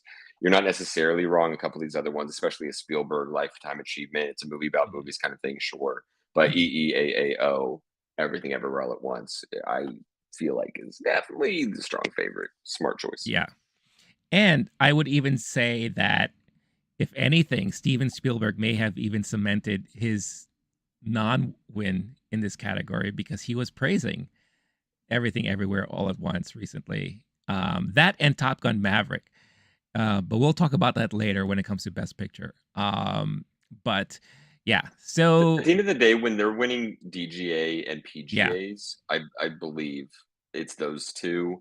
Those are yeah, the kind where it's like, okay, DGAs is that going to go more Spielberg, something, and then they're winning the Producers Guild. It's at that point, at least maybe it was just the movie overall. I don't even know how they break down the hmm categories there, but you're just trying to look for the comp of at that award show. This is the most similar category. The fact that that movie's winning there is incredible, says a lot. yeah, So that's where, to me, the movies like The Fablemans, even Top Gun, those are the kind of movies that should have done well there. And you have Steven Spielberg giving a speech about Tom Cruise at the PGAs, and still Everything Everywhere is the one eating dinner and dessert. yeah, for sure, definitely. All right, so we are both locked in for the Daniels in Everything Everywhere All at Once for directing. Next category we have here is documentary feature. So nominees are All That Breathes, All the Beauty and the Bloodshed, Fire of Love, A House Made of Splinters, and Navalny. So we started basically this episode about you and your documentary watch alongs and watches this whole week, this previous week, or this current week. So everything must be really fresh in your mind right now. So we'll have you lead off with this one.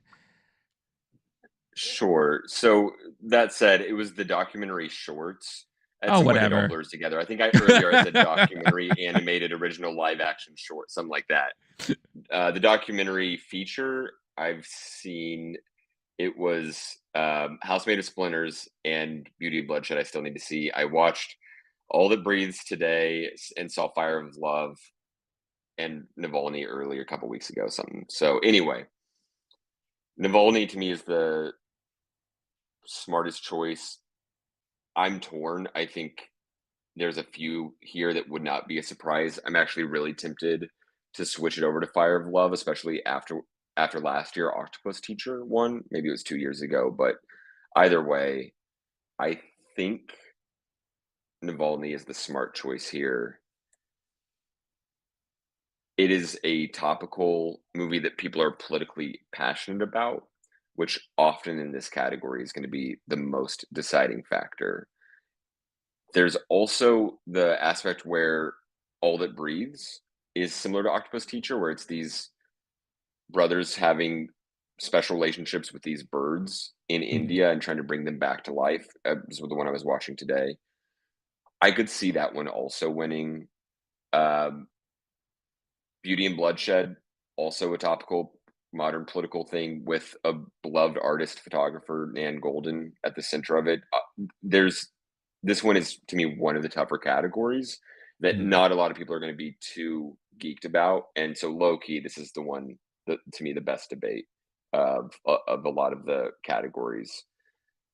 So all that to say, I'm gonna lock in.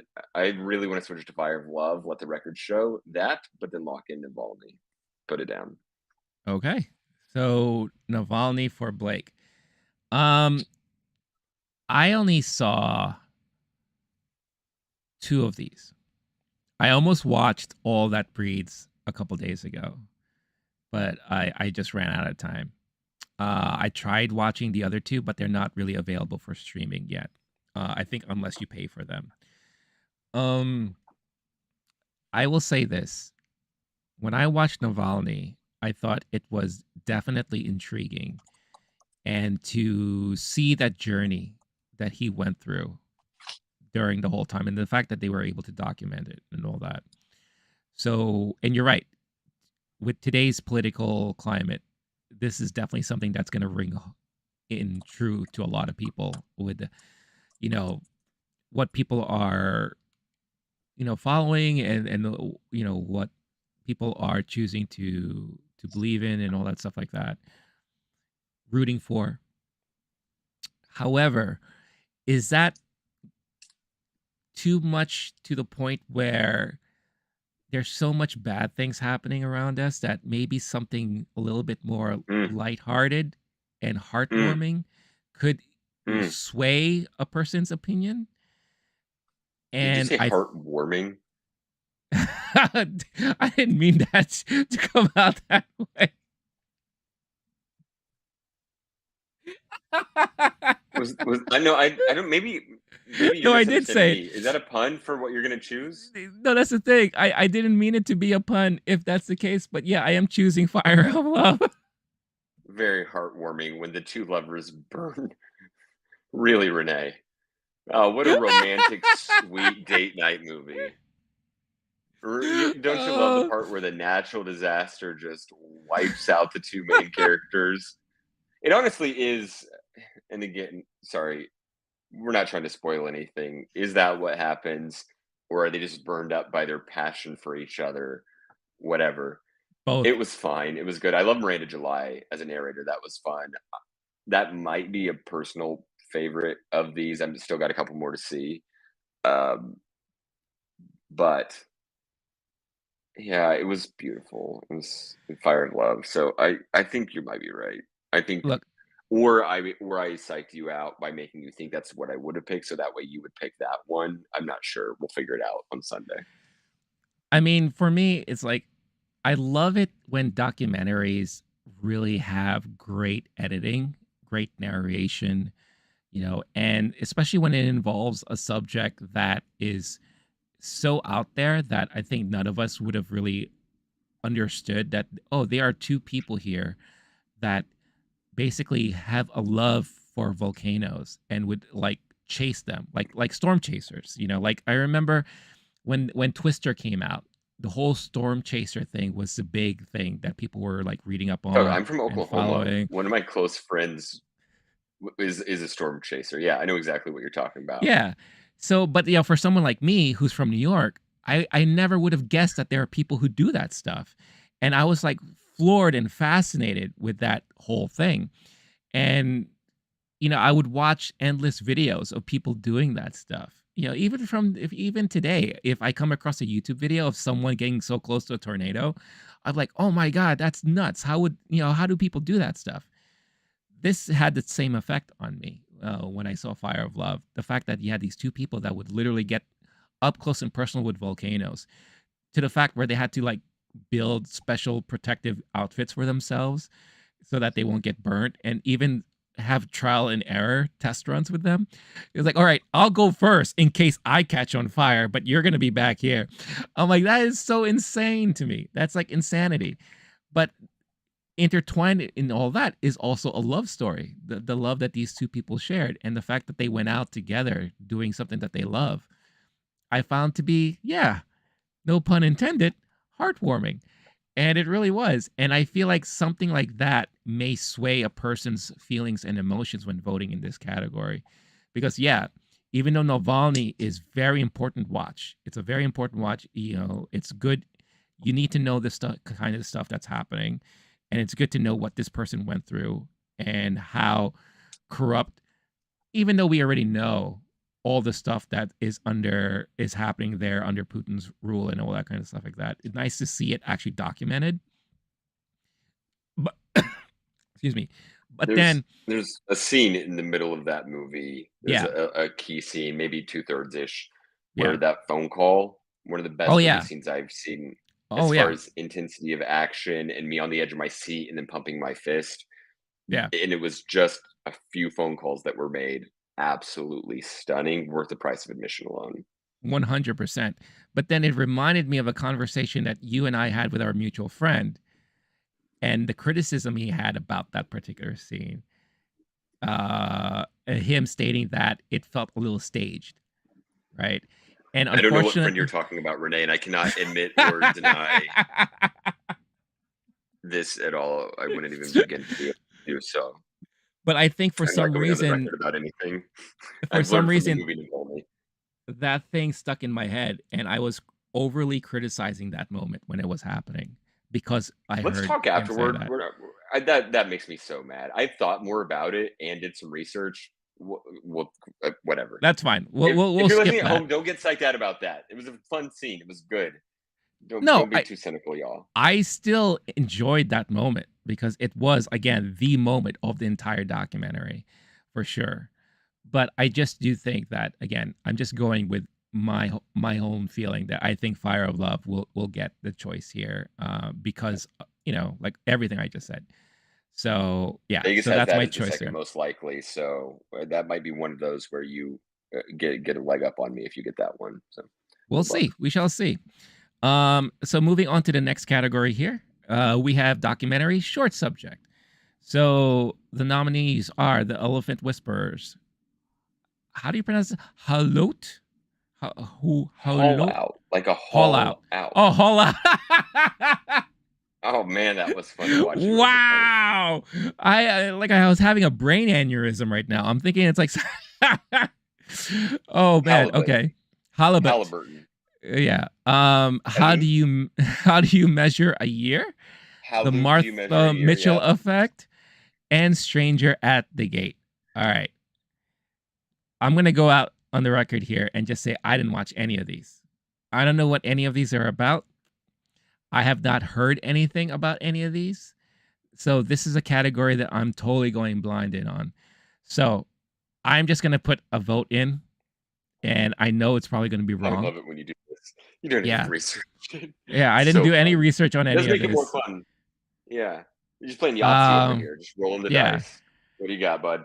What's your So gut say based on the 5 words that you have in front of you? so I'm going One of with which strange. might be haul out. Yeah. Please. I'm going with Damn it, you Stranger chose a at the good Gate. one. Stop it. So Stranger Oh, at that the Gate. sucks. I always love it when you choose the one that just like there's no chance it's gonna win. You chose a good one. Okay. Good All on right. you, buddy. Yeah. Why are you Yeah. choosing that one? Give us like your detailed analysis based on the words stranger at the gate. Like actually, first question, what do you think it's about? Second, why did you choose that? It's about a stranger at a certain gate. And I think Okay, it what probably kind of has stranger? Like are we talking like an animal stranger, a planetary no. stranger? We know it's a I documentary. yeah, A it's psychological stranger, or is the main character the stranger? What do you think it is? I'm imagining like some guy or girl, who is just unwelcomed in a certain place or is exploring a Stranger, certain okay. place, a stranger, and Like a date, okay. yeah, and they're forced with Yeah. a particular challenge. And totally wrong, and I'm sure I am, but You're it really does going out on a limb here. It's yeah, the incredible. title in its Wow. own just sounds extremely fascinating, and The I screenplay think writes yeah, itself, y'all. yeah. So I think that is why I chose it. That is my It was fascinating? What's finger to the fascinating? wind. Like, why is that one Blake, more fascinating I than think the you one don't that you need to didn't even know how ask to any more pronounce? questions. I don't think you need to Hold on, ask was any such a more mystery. questions. I So I didn't know think your method. now you could just This go is on to because you obviously spent all your time this week watching all of these, and I cool, did yeah. not. And I decided to Yeah. watch other things that made me happy. So, what is your choice after you've put yourself through the torture of watching all of these short documentary movies? Why do you think that I'm giving you such a hard time right now? Because I have been punished. Stranger at the Gate is, I believe it's produced by, in some way, Malala is involved with this Oh, movie. nice. It was very intense and good, and it is available for free on YouTube. It's one of the New Yorker ones off memory. Essentially, the movie you picked is former military, white dude, has anti-Muslim kind of just deep in him, and then goes to a mosque to do some research because he's planning to blow it up, gets to know the folks there and becomes friends with them because they're very lovely and warming and warm to him, and show him what they're actually all about, and that these biases and notions that he'd been holding on to were unfounded, and he ends up becoming very close with him. It was a heartwarming, lovely story, passion that I'm person a topic that I'm personally passionate about. Very successful, in my opinion. At that, I'm not choosing the movie that you chose based on the title. I'm No, pretty but sure you. after It's exactly what you said but with the thank what you you. thought it was about. Yeah, thank you for explaining it to me. Now it really sounds like something I do want to watch. But I don't think I was Yeah, that far off. It is A Stranger at a Gate. So perfect. Yep. continue. Honestly, it's not too long of a watch. A lot of that's one of my favorite things about these is if one of them sounds good, you can knock it out while you're making lunch and then watch a full length during lunch. Like this is why I enjoy these categories a lot. And I believe 4 of the 5 are available for free online right now. This will probably be the only movie I don't see of every single nominee by the time we meet up on Sunday. Is going to be How Do You Measure a Year because it's not available online. All the other ones are, and I'm not going to buy the whole ticket and sit through the other 4 again at the theater just to watch How Do You Measure a Year, a 29-minute movie that is a montage of clips of a daughter growing up. I'm sorry. That's not how this works. Put your stuff online, y'all. Figure it out. I'll pay a couple bucks if you need me to. All that said, I'm going with Elephant Whispers. It's an animal documentary, kind of like the ones we were talking about. It's also got an environmental aspect to it. It's set in India, and it's a family caring for elephants. And there's a love story there, kind of fire of love in that, like, there's a couple at the center of it in a nature documentary. We've seen those be successful before. The and then it's just a lovely story, beautifully shot. A lot of great slow mo, elephant splashing water on itself. Some genuine humor. I laughed a lot during it. Actually, great watch. So another one I would totally recommend. If you're into politics, Martha Mitchell Effect, it to me wasn't successful and wasn't. I'm very interested in the Nixon era and Watergate scandal. I did not enjoy Martha Mitchell Effect as a short film at all. And then Haul Out, it's a weird one. It's a dude who goes to the middle of nowhere, and it is an environmental movie, profoundly so. It's the one Leonardo DiCaprio would definitely vote for. It's the one saying we need to save the ice caps. But the idea is this guy goes to this piece of land where walruses or otters, walruses go, and there's 10,000 or so, maybe 100,000 walruses all just taking over. And it's this dude's just a day in his life, essentially. And then it shows how their conditions are getting worse. It was actually very entertaining. There's some wild visuals, just like because part of the problem is they stampede when there's not enough ice, Mhm. apparently. And then there were some really sad visuals too. A similar one there on the documentary features the All That Breathes, the dude's saving the birds in India. I'm going on, but just heads up in case you're interested in these. I think these shorts don't get enough love. At the end of the day, I'm going Elephant Whisper. Did I Nice. say? Yeah, Yeah. Elephant Whisperers. Yeah.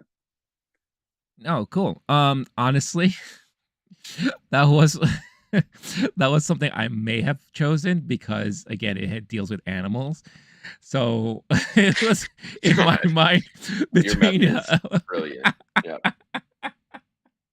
Thank what you are for the Vegas sharing this. odds on Everyone these? copy this at home. Just pure gut. No information but titles and what the words are and maybe what they mean. Maybe how to Yeah. pronounce them, but not haul out. Clute. That So was glad we're great. friends. Makes Uh this way more fun. oh man. All right. So we're locked in. So that's Blake with the Elephant Whispers and myself with Stranger at the Gate, which I promise I will watch before Sunday. So at least I know my pick and at least I know what I selected. Um, Real quick before we continue, just a big shout out to everyone watching live. We had Laura who just quickly said hi. So just want to say hello to Laura who tuned in there. Halut. Hello. um but with that being said, let's move into our next Barry category. A's in the comments blowing it up. I am curious if people have live feedback. Like if you want to play along at home, let us know why Renee's picks are terrible and why mine are good. Sure. Please throw it in Yeah. the comments. Yeah. And again, this is coming from someone who's lost every time we've done this. So we'll see what happens this year. But like The year I before did you met me, I had a perfect ballot, and I know you're never going to believe me. I have receipts.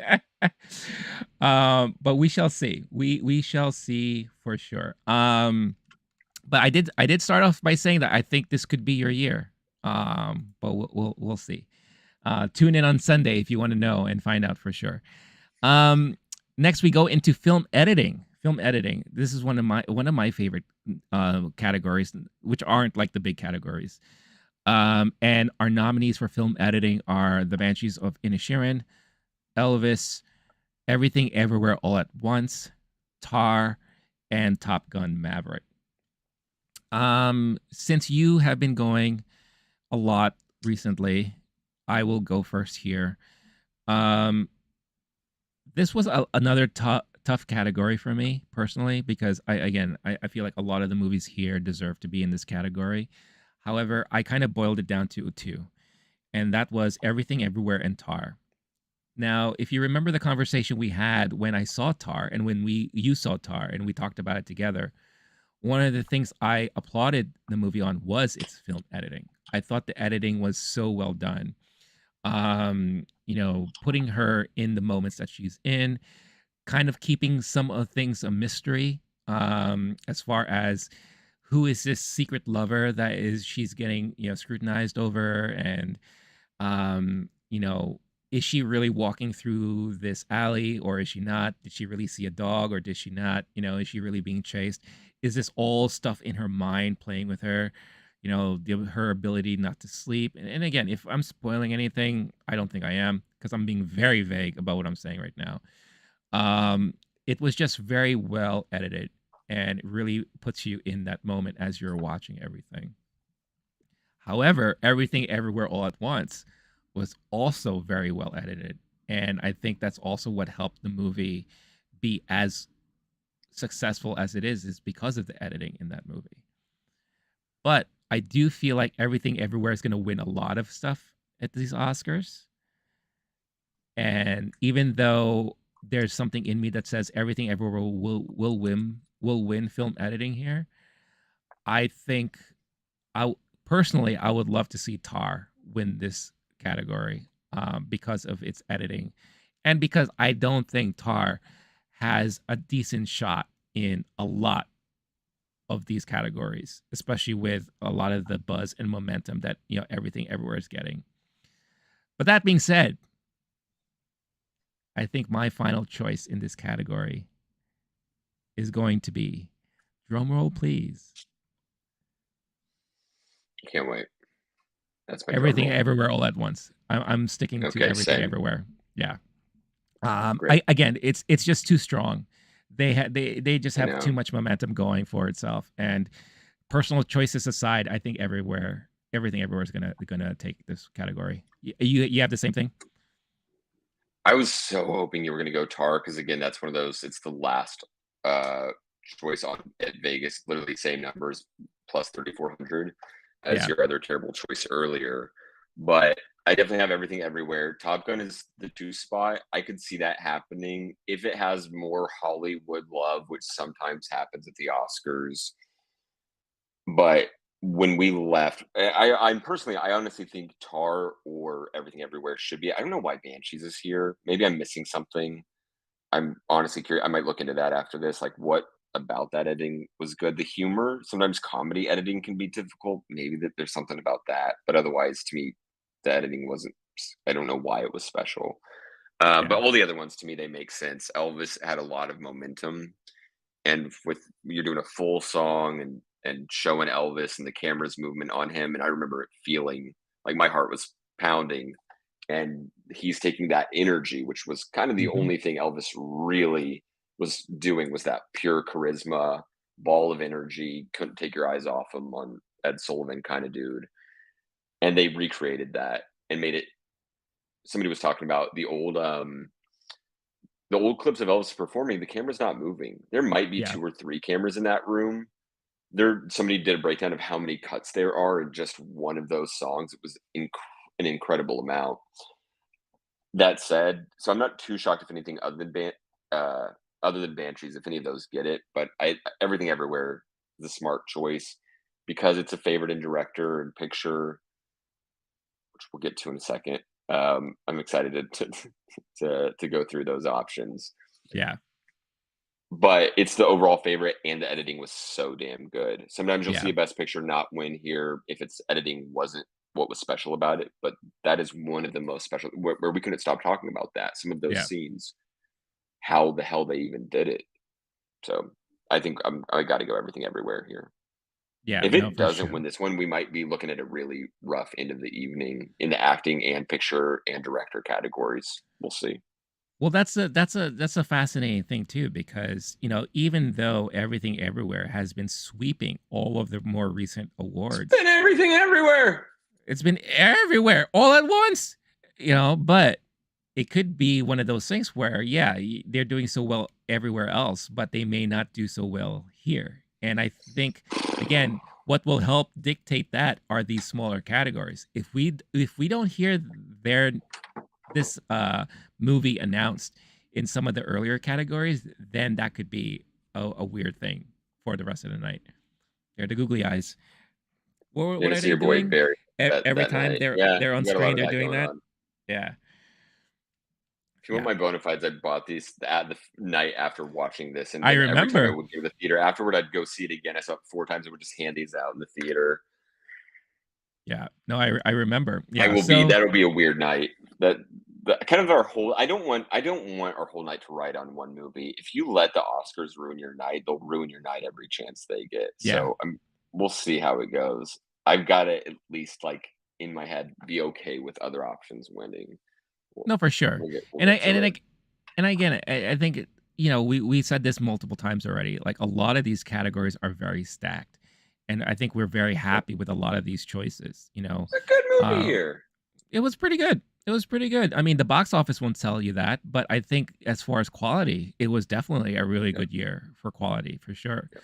Um, quick reminder to everyone who is watching live, don't forget if you haven't done so yet, hit that like button. It doesn't take you a long time to do so. Just a quick second to do that. And if you haven't done so yet, hit that subscribe button so that you could check us out when we broadcast the Oscars live and we react and commentate on that stuff. I shouldn't say we're broadcasting the Oscars live because we can't do that because it is it's copyrighted material that it belongs to ABC. Is it ABC? Wow. Who's I would think airing the Oscars? I think that it's ABC that goes haul out on the Oscars every year. I'm gonna fall off for 1 second while you take this next one and start it off. I'll Yeah, be back by the time it's my yeah, no problem. So the next category we're going into is international feature film. International feature film, we have All Quiet on the Western Front. We have Argentina, 1985, Close, EO, and The Quiet Girl. Now, for myself, I've only seen, well, to be honest with you, I only saw one movie on this list. A lot of these movies, when I was really doing my catch up on all the nominees, a lot of these movies were not streaming on any service, or you had to actually pay for them. And that's still the case with some of these. However, All Quiet is on Netflix. So everyone who has Netflix has the ability to watch this movie. And it was something that I watched a couple of weeks ago. And, when we were doing our reactions live for the Oscar nominees and the nominations when they were announced, I was floored by the amount of categories that All Quiet on the Western Front was nominated for. Blake and I were just like, amazed with, oh my God, it's nominated for this category, that category, blah, blah, all this kind of stuff like that. We just kept hearing the name over and over again. And then it won some of the major awards at the Golden Globes, even though I don't really put a lot of precedence on that, and I choose not to follow that certain awards show. Then I finally watched it myself. My God, I know exactly why everyone is buzzing about that movie because it was so well done. And I said it earlier. It's so well directed, so well edited. The technical achievement that they have accomplished in this movie for a German film that only has one major star that general audiences may recognize, and that's Daniel Bruhl. And even his role is very small. It was so impactful, and I really, really fell in love with that movie when I watched it. And I would definitely put it up there with one of the more better films from last year that I watched. Even though I watched it kind of late, I didn't watch it last year. I watched it just a couple of weeks ago. However, Argentina 1985 surprised some people. When that won an award, and a lot of people have been talking about Close lately too. But in my pick here for international feature film, I'm definitely going with All Quiet on the Western Front. Now I know there was some controversy that I'm pretty sure we already cleared up or should be clear to a lot of people by now. A lot of people, I think, at first were like, "Well, why wasn't RRR nominated in this category and all that?" I think this is old news by now, but just to recap real quick, India did not put RRR as their selection to be nominated for the Oscars, and I hate the fact that they have to do that instead of the Academy choosing and selecting who should be nominated or whatever the case is. But each of these films that were nominated, their countries that they resided in has to be put out there from that country, said country, because it's not just the film, but it's also the country that's being recognized here. So in previous Oscars, wait, hold on, you're muted, Blake. What were you saying? Oh, sorry, it's actually the country that wins it. I'm curious, like, Yeah, where do you think that Argentina holds their awards? I don't know. Is there a cabinet somewhere? Like, I'm hoping the director takes it home. Maybe it just depends on the year yeah, and the country itself. I heard a case recently for why that's a good thing, which I still don't fully buy, but it hmm, rewards countries who invest in the films of their country. So you see sometimes in the credits, especially of international sure, movies, sponsored by the citizens tax for film and yeah, arts, things like that. yeah, I think that we could also give some kind of, like, with the Academy Museum, some kind of financial award to an org like that if your movie wins, but your country doesn't have to put that movie forward necessarily. right, There's another version where you still support in that way without also giving the country only one choice and they choose which movie. And there's a lot of times if a country falls out, if a director falls out of favor with that sure, group, and then you'll have someone like an Almodovar for Spain who gets put up a whole bunch, and then they're like, okay, this isn't his best year. We got to look at somebody else. That stuff to me is it just there's too much politics involved with it. yeah. And that's one of the things that really turned me off about this particular category was the amount of politics Yeah, involved. And we said it in a previous episode too, where a lot of us, and I think the general populace was not aware of all the politics involved in the nominations and everything that involves this type of Oscar awards show and how people get nominated, how people win, and all that. A lot of that was brought to light because of this particular category, and because a lot of questions were raised. Why wasn't RRR nominated and all that stuff? And that really soured it for me a little bit. And you're right. I feel like there has to be other ways to do it. Maybe instead of having a country put one film, maybe have them do three, or like have them put like a selection so that the Academy themselves can choose who will be the ones nominated or who should be considered and all that. There has to be a different way to do this, and whatever maybe something that will help entice countries to do more of that would be like, yeah, maybe the Academy will offer a grant or something so that more films or more things can be made in your respective country or within your movie industry or whatever the case is.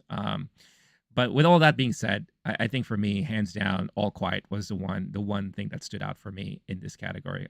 What about you, Blake? it's the smart choice. The other nominees aren't even close on the odds. Argentina 1985 had a moment where I thought it would be that, and then All Quiet just gets momentum and momentum and momentum. That said, for Netflix, I'm gonna go with the Netflix movie The Gray Man for international film. It was between that or Netflix's Hustle for me for movies from last year that were international. Not But no, Blonde? You're not going obviously, with Blonde at all? mm, not international. I don't even know. That doesn't Okay. even make sense.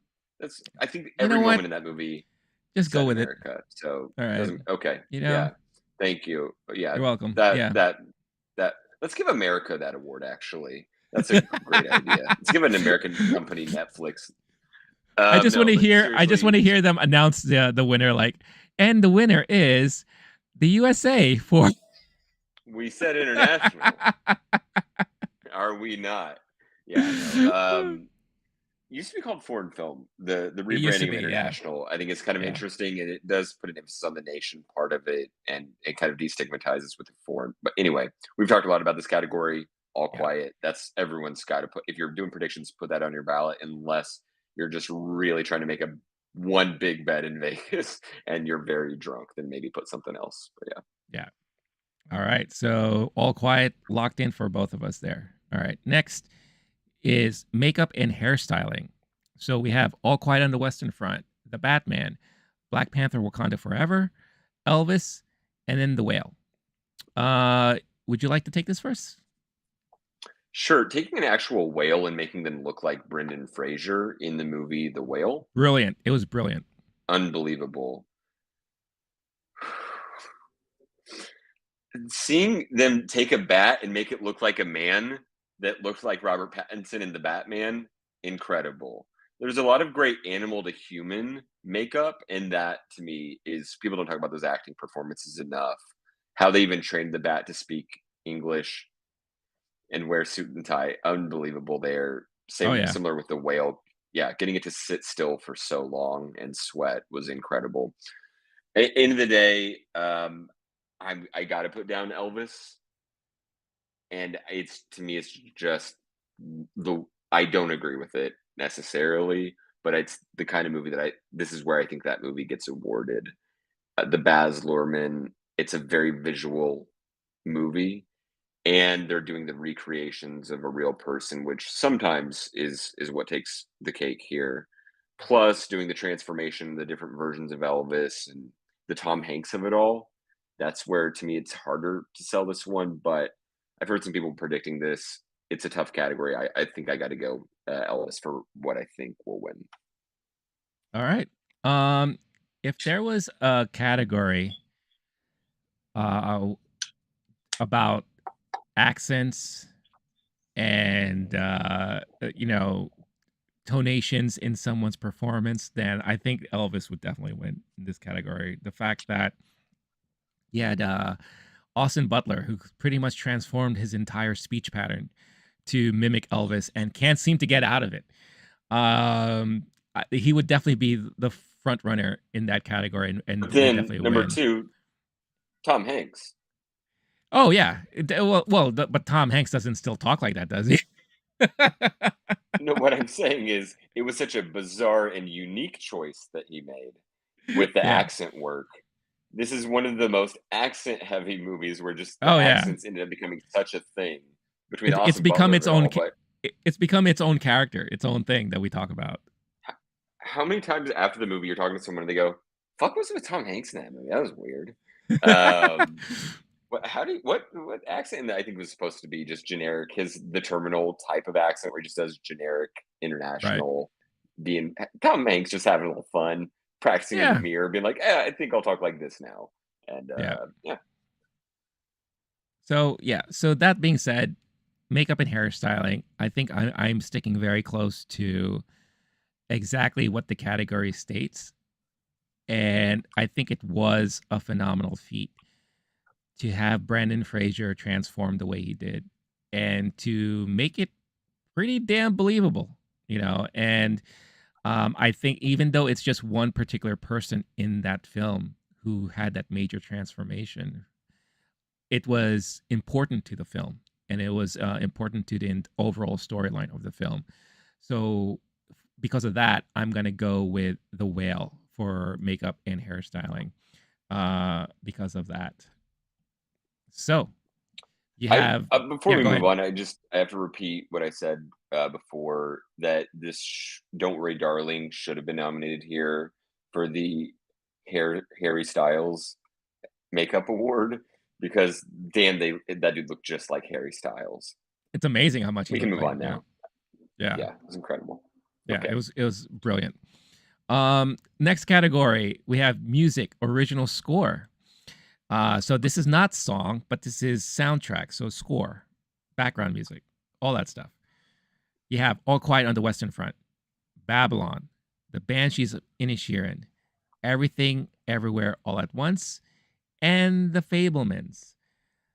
Look, I'll take this first. How can you not give this to John Williams. The dude is over 90 years old. You know, he is a living legend. He may not be with us much longer. This may be his last category that he gets nominated in. I'm giving this to John Williams. I don't care. That's just it's a legacy thing, and I know we talked badly about legacy awards and all that stuff like that, but this is John Williams. This is a whole different thing. This is beyond legacy. This is just he is the soundtrack, dude. He is at every movie that he's worked on. His soundtracks have always been brilliant, even in the bad movies. Most of the time, you'll say, "Oh, but the soundtrack was great."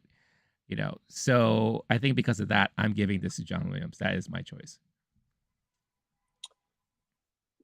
Terrible choice. Thank you so much for that one. It is interesting to me. He's I think I off memory he's got the second most nominations or of anybody, Mhm. and Disney being number one all time. I don't think you give dude the Legacy Award this year, and at least the odds and prognosticators, which of course can be wrong, haven't been giving it to John Williams. I If that score to me was more spectacular, then maybe it would be an easier sell. I gotta say, they don't call it all music on the Western Front, do they? They call it all quiet on the Western Front. I know some people are picking that one, but the word quiet, I think, is going to throw a lot of these voters off. They're going to see that and be like, silent film? I can't go with that. Um, Babylon, dude has won before, and I think that it's going to get love here. The, there's a large group of folks who I think would have Babylon Best Picture, or at least giving it a lot of attention for its Hollywood loves movies that love Hollywood. And I think that this the reason why gave Babylon the award here in production design, my assumption is it's kind of like a makeup award for a lot of folks, and it's a strong enough score that it could get enough votes on its own merit. But people know they're not going to vote for Babylon anywhere else. It's kind of got an underdog narrative in the Oscars of a movie that could have been great and very successful, but instead got a rap as a flop, and that might, in a way, help it in a category like this. So, I personally might go all quiet. I might go everything everywhere, but I got to put it down for Babylon in this category. All right. Um, the Babylon soundtrack, and I even mentioned this to you when we were talking about the movie. It threw me off because it reminded me too much of La La Land. Like there were a lot of similarities in there, But there's a and reason, because this yeah, I is the get it. era that La La Land's referring to. Yeah, no, Dude's I doing told jazz. no, It's kind of his whole thing. I totally get it. But it for me, it just didn't sound unique enough, you know, and I think that's what threw me off. Um, it was still great. I mean, don't get me wrong. Again, the is it Hurwitz, Justin Hurwitz, right? Who Yeah, the Justin Hurwitz. yeah, he's really good. But I think for me, it just wasn't unique enough. So otherwise, I would have definitely agreed with you on Babylon, but I think for me, I think if this is more of a bias, maybe because of John Williams. I think anytime John Williams has a chance to be recognized, I think he should, because he's just that prolific. He's just that good for me. All right, now we're on to the last column here. What I'm going to do is I'm going to go to costume design from here, so that we're going to work bottom up, so that we work our way towards the Smart. acting roles and all that stuff like that. So in costume design, we have Babylon, Black Panther, Wakanda Forever, Elvis, Everything Everywhere All at Once, and Miss Harris Goes to Paris, which is a movie I did not see in this category. But if I were to choose as far as costume design is concerned here, I think I will give this to Black Panther.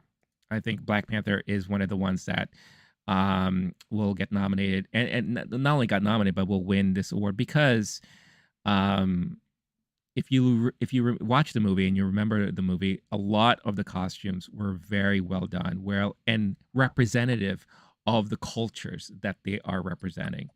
and I think that speaks a lot to a lot of people. You know, you had the Namor character who is very tied into a lot of the more Hispanic Latin cultures and all that that they're representing. You have, of course, obviously everyone in Wakanda representing their own cultures and all that. So I and they always done brilliant jobs with having that mix of representation in the outfits that they wear, the costumes they represent, and all that. And that's one thing Ryan Coogler is very good at too. He's very good at paying very close attention to all those type of details. So that's one of the reasons why this is my choice for costume design. So Ruth Carter won for Black Panther, and it's the same name on the nomination as last time. And she was the first African American Yep. to win that award. It technically the this movie does do different things, and I think that's in her credit. And it's currently the Vegas favorite with Elvis as a close second. I personally would go Ruth Carter. I think I will probably kick myself on Sunday when you get that one and it clinches me for having to watch Midsommar as the punishment that we decided on. But I'm going Elvis here. It's a cynical pick. It's that my theory is people are going to be more hyped about Elvis and less hyped about Marvel movies. They already gave Ruth Carter the award. They got to feel good about themselves and they don't feel obligated to do that again. And I also think that while Black Panther, this is a year of movies that were successful in the box office. Elvis also has that narrative. So if this is one where it's kind of like Top Gun versus four movies that didn't make any money, you might give it to the box office Oscars. Mm. Might give it to that one. The fact that both movies made good sums at the box office, and we've got that older white voter problem and the anti-Marvel bias, and just I'm suspicious about there being too much love for Elvis, so I'm going with that one. Nice. All right. So that is going to be Elvis for Blake, Black Panther Wakanda Forever for me. All right, we're going to move on to the next category here, and that is cinematography. So in cinematography, we have All Quiet on the Western Front, Bardo, False Chronicle of a Handful of, what's the full title? Truths. Truths, that's Yep. it. Elvis, Empire of Light, and Tar. You want to take this one there, Blake? Cinematography. The I believe it would be the first female winner if Elvis gets it. There's also the Deacons of it all with Empire of Light. Personally, I would go Tar. I also think it's interesting that Bardo isn't nominated in international, is nominated here. Um, all that to say, and that to say, I've got to go All Quiet on the Western Front for cinematography. War movies get a little edge in this category, and that is one of the things about the movie that was particularly special. It's possible a few of these could get it. I wouldn't be surprised. To me, this is all another sneaky tough category. But part of what I'm going to do, and you'll see it as we go on, is I try to spread out which movies will win as we get to some of the higher awards. And I'm going All Quiet here and not in a couple other places. But yeah, I do think this will be a year where we don't just see one movie clean up everywhere. I think movies that could have had a few big wins might all split it up with each other. It's just a gut thing, but I'm going All Quiet here. Okay. Um, you and I are going All Quiet on this one. I also agree, All Quiet. Again, I've said it before in other categories. The one thing that really stood out for me in with All Quiet was the cinematography. Was really the technical achievement they were able to do. Again, if you don't know anything about what I'm referring to, check out some of the behind the scenes videos that they put out for that movie in particular, and you will be just as amazed as I was with a lot of the stuff they've done and they were able to achieve on screen because of editing, the way they framed certain shots, the way that they put together the scenes and all that. Like, it is breathtaking what they did. And again, from a movie that doesn't have any major star except for one in a very small role, and for an international film too, like, it's a lot of amazing stuff that they were able to accomplish here. And there's a reason why it's being recognized so much in this year's Oscars for that particular reason. Cool. Next category. This is always a fun one for me, and that is animated feature film. Animated feature film this year, we have Guillermo del Toro's Pinocchio, Marcel the Shell with Shoes On, Puss in Boots, The Last Wish, The Sea Beast, and Turning Red. Since this is a particular favorite of mine, I will go first here. Um, I was torn between two in this category, and that was Pinocchio and Marcel the Shell. Marcel the Shell was one of my favorite movies from last year. It made my top 10 because of how touching it was, how heartfelt and heartwarming and endearing. Like, just everything was just so, just really hit me in the feels with that movie. Especially for a character that I was not even familiar with. I was not familiar at all with the YouTube shorts until Blake mentioned it. And then after I watched the movie, I went back to watch those, and I was like, wow, it's amazing how I don't know how I missed those, but somehow it just passed by me. But then I saw Pinocchio, and Pinocchio, I love talking about technical achievements, and this was definitely a movie that had a lot of technical achievement. The fact that it took him 15 years to make this movie, and he's using the old stop motion animation, very painstakingly done, very detailed, and it has that Guillermo del Toro touch and feel to it all. The story itself was really well done. The writing, the way that you had your character building moments. We had, a very, very interesting look into Geppetto's life and how he's not the happy-go-lucky kind of guy that we're so used to in Disney, in the Disney adaptation. How there's really a sense of emotion there. There's a sense of loss that he's suffering from, and how that depression seeped in, and all that stuff that really led to him building Pinocchio. And the journey of Pinocchio itself, I thought was very endearing and all that. So because of that and so much more, I had to give this, even though it hurts me, I had to give this to Pinocchio because, again, it was just such an accomplishing movie in so many fronts. Even though my own personal favorite will always still be Marcel the Shell, Pinocchio is the one that I think is definitely going to be recognized in this category this year. You heard it here first. Renee hates Marcel the Shell and was right choice. One of my least favorite things every year when I try to watch all the Oscars, doing it this last week, is this category because there's usually a couple big duds. Sea Beast, dude, did you see it? We're not going to get into it. I can't get into it. It sucked. I I So tried boring. watching it. I tried watching it. I couldn't Yeah, sit through it. so boring. Yeah. It's one of those. There's a couple others that could be here that, and it's Sea Beast for some reason. Anyway, my personal pick, definitely Marcel, maybe Last Wish, Puss in Boots, big surprises and fun time out at the movies there. The correct guess is and Turning Red too. A lot of love. Any other year that could be a surefire number one, not even close. But this Yeah. was a strong year for animation. There is a chance that I know everyone's going pure Pinocchio on every ballot I've seen. There's a chance that Pinocchio and Marcel split a little more than we would think, and and that a Turning Red or a Puss in Boots, but definitely, I think it would have to be Turning Red if it's not them. It's possible, but anyway, I got to go Pinocchio. Nice. All right. So both of us are locked in for Pinocchio. Now we're getting to the good stuff, the major, major meat and bones of these categories. And first off, we're going to do actress in a supporting role. So, nominees within that category: Angela Bassett for Black Panther Wakanda Forever, Hong Chau for The Whale, Carrie Condon for The Banshees of Inisherin, Jamie Lee Curtis for Everything Everywhere All at Once, and Stephanie Sue for Everything Everywhere All at Once. Blake, what say you in this category? This is another one of those toughies to me.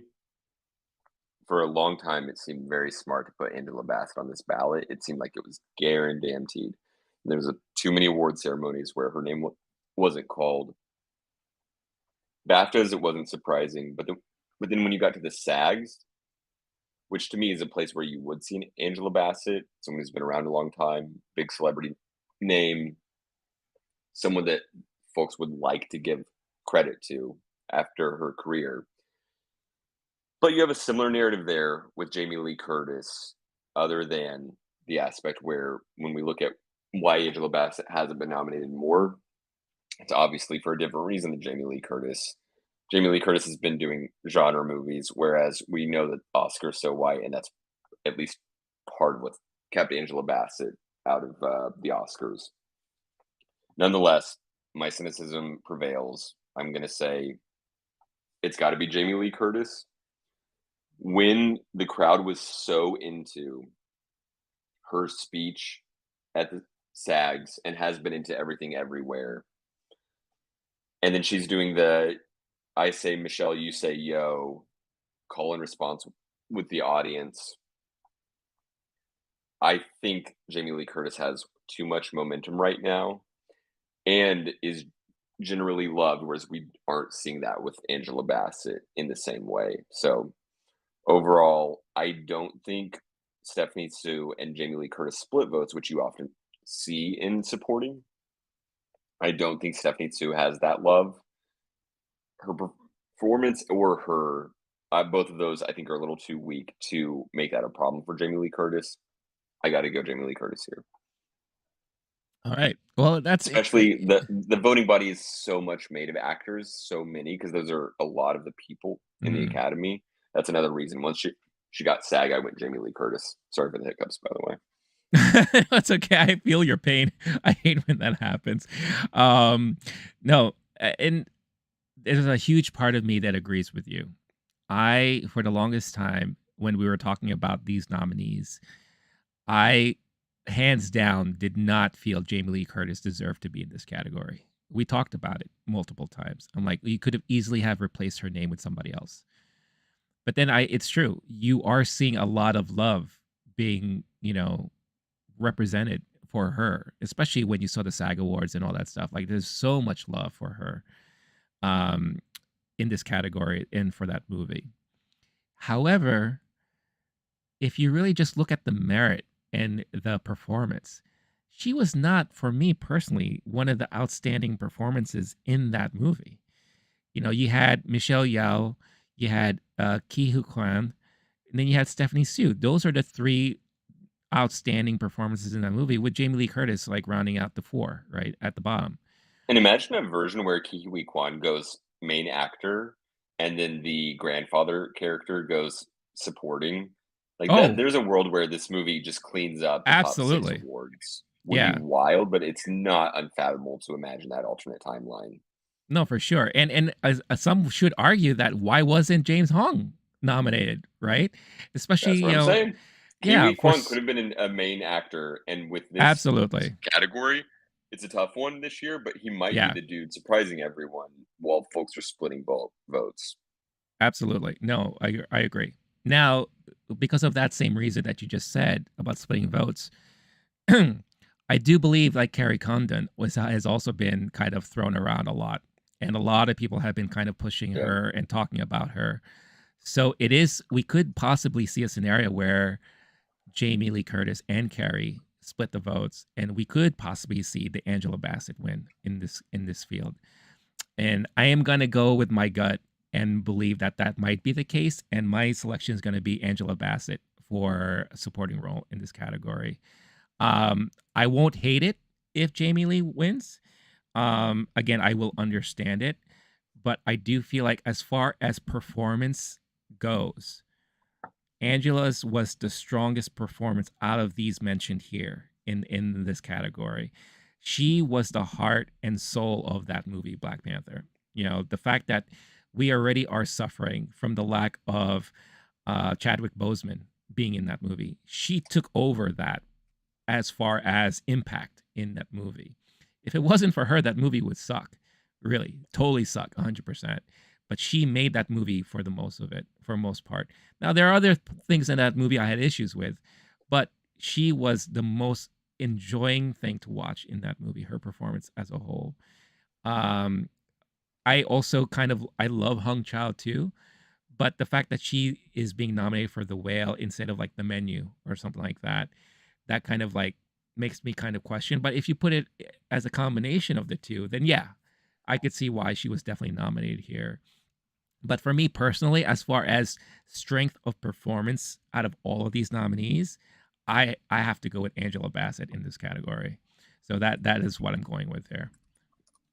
I'm going to spend a little more time on this category. I think a couple of our other ones might be quicker, especially supporting actor. There's a few factors going on and why this one is so difficult. I also Yeah. think Carrie Condon is not a terrible pick. Something that's interesting to me here is for Angela Bassett, that is the odds favorite for Vegas. That said, there's two movies where there isn't. How do I put it? It's with betting odds. There's a movie that often has a negative number next to it, which is you'd have to bet that much to make $100. And then there's all the other movies that are plus. In this case of all the main awards, the two where there is no movie that is enough of a favorite to be in the minus. If you, Angela Bassett's the favorite, but if you put $100 on her, you get $130. Jamie Lee Curtis is right behind at 165, and Carrie Condon Ooh. is just behind that at 175. The others way out there. It's not even Yeah. close. Like doesn't look like they even have a shot. There's also the aspect, and oh, the only other award where that's the case is the other one where Black Panther is a favorite for costume, and it's another so close type of situation with Black Panther at 100. Uh, you bet $100, you make $100. Elvis is right behind it at 110. So these are two where we're split, and both of them you're giving it to Black Panther, and I'm thinking racial bias and Marvel bias. I'm Hmm. going cynicism there. There's one other factor here, and it's a gender problem. The Oscars love it when women uglify themselves and go, "Oh, she's pretty, but she made herself ugly, and that was so wow." And it's something they've talked about before, where there was especially a stretch where there was jokes being made on stage by presenters or the people winning about this of like, if you just went through a huge transformation and are Charlize Theron, but then you show up in the movie Monster looking like that, and it happened. Historically, it's a thing that happens. I think the Jamie Lee Curtis aspect of that is interesting. We also have an aspect where we are sympathetic for her character. We're also definitely sympathetic for Angela Bassett's character because of what she goes through in grieving, but she pulls it off really well and with strength that the other characters are relying on in the movie. In Jamie Lee Curtis's character, it's the IRS agent, it's the nobody, she's frumpy, and I think that there's something that makes it easier to where folks are less intimidated by her character, and it makes it easier to vote. So there's definitely ways in which this category deals with gender bias, racial bias, etc. Plus, again, my gut is saying that they're not going to go for the Marvel stuff. Now that Marvel isn't dominating the box office the way it used to, that might be changing. This might be a smart year to choose Black Panther for a couple of these. We'll see. But yeah, that's why all of that is kind of going into it for me. This is a very interesting and very tough one, according to Vegas and all the stuff we're going through right now. No, for sure. And that's was something that we also said coming into this too, is that the actress in a supporting role category is probably the toughest one out of everything, because a lot of people mentioned here are very well deserving of it. But there was also a lot of people who were not mentioned at all. We thought could have easily have been nominated in this category as well. We won't get into that again. We talked a lot about that in the previous episode where we were doing our Yeah. reaction to the nominees, but very strong and again tough. So either one of us could be right, or we could be surprised and Carrie comes away with a win on here. So we don't know. But this is probably the tightest race, I think, in this category, which is, good to see, actually, to be honest with you, because again, it highlights the strength of female performers out there. And this is just scratching the surface. There's so many more great female performances from last year, that, it's going to be really interesting to see what's going to happen come Sunday in this category for sure. But speaking of female actress, why don't we talk about the big one here? And that is actress in a Mm, leading role. So mm, the nominees mm-mm, are mm-mm. Kate Blanchett for Tar, Ana de Armas for Blonde, Andrea Riseborough for To Leslie, Michelle Williams for The Fablemans, and Michelle Yeoh for Everything Everywhere All at Once. So, do you want to do this in unison or do you want to I go don't want to first? lock this in. All right. Unison. Do you think we're gonna have the same one? Okay. I kind of hope we take different ones. All right. I have a feeling we will. Three, two, one. Michelle Michelle Yeoh. Yeoh. Okay. I thought so. I thought so. Am I confident? No. Kate Blanchett, it's tough. I could see it going either way. My gut says Michelle Yeoh. To me, there's momentum there. There's a few, but really, at the end of the day, you're just looking for reasons why one would or wouldn't. So, someone, it's same we were talking about at the beginning of this episode, where because Kate's won before, maybe that makes her more likely. Because Michelle Yeoh's an underdog, maybe that makes her more likely. We don't know on this category. That'll be the one of the most holding your breath moments of the night to see how that goes. I can't. I loved the movie Tar, and I don't want to make it one of those simple narratives. If Kate Blanchett wins, that will be disappointing, and my night will be ruined, and that's bad. Yes, it's not a great look if the Oscars keep making following similar patterns of their voting. That said, was Kate Blanchett's performance great? Yes, it absolutely was. Personally, I might, if I were given a ballot, I would have a very difficult time on this category because I'd have to go Andrea Riseborough for a movie I haven't fucking seen and no one else has either, unless you were invited to one of the screenings. I'm kidding.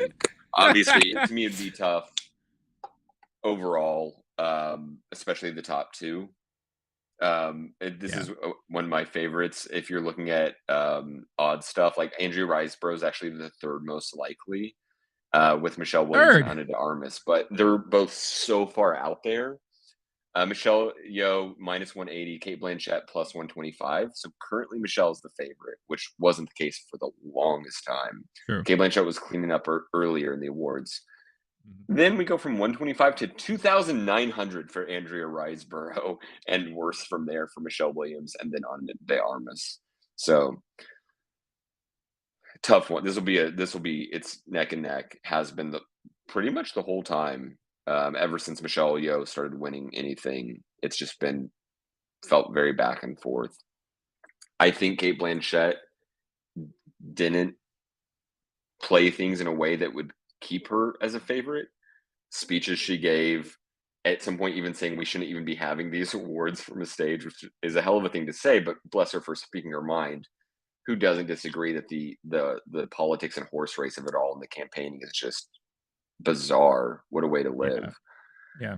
I think in some ways, partially, she's almost hoping Michelle Yeoh wins, and that's kind of, well, at the very least, she's ambivalent about whether or not I don't think Kate Blanchett will be mad if Michelle Yeoh wins, and they've also been showing each other love the entire Mhm. season. So if people want to pit two women against each other, and if you're for this person, you're bad. If you're for that person, and she will look at her giving her side eyes and doing that weird thing, and the look that this person gave when they lost, and they must have beef behind it, like all that shit. I don't care. I won't let this category ruin my night. I'm rooting for Michelle Yeoh. I might pick Kate Blanchett on a ballot, but on here, I'm putting Michelle Yeoh as my prediction for who will win on Sunday. All right. Um, I was championing Kate Blanchett for a very long time after I saw Tar. When I saw Tar, even in my review on this channel, I said, I guarantee you, not only will she be nominated, but she will win. I still believe that. However, the importance of Michelle Yeoh being You nominated and believe she'll winning. win still? You're saying? No, I feel like you why? locked it in after You know, seeing Tar. Blake, there's a reason why you have to listen when I'm talking because I'm because there's a point I'm trying to make. um, but and it's just one of those things where you strongly feel about something, when you see it immediately, like your reaction immediately afterwards. Like my reaction to Tar was just the movie was phenomenal. Her acting is phenomenal. There's no way anyone could top her acting in this year. And I still feel that.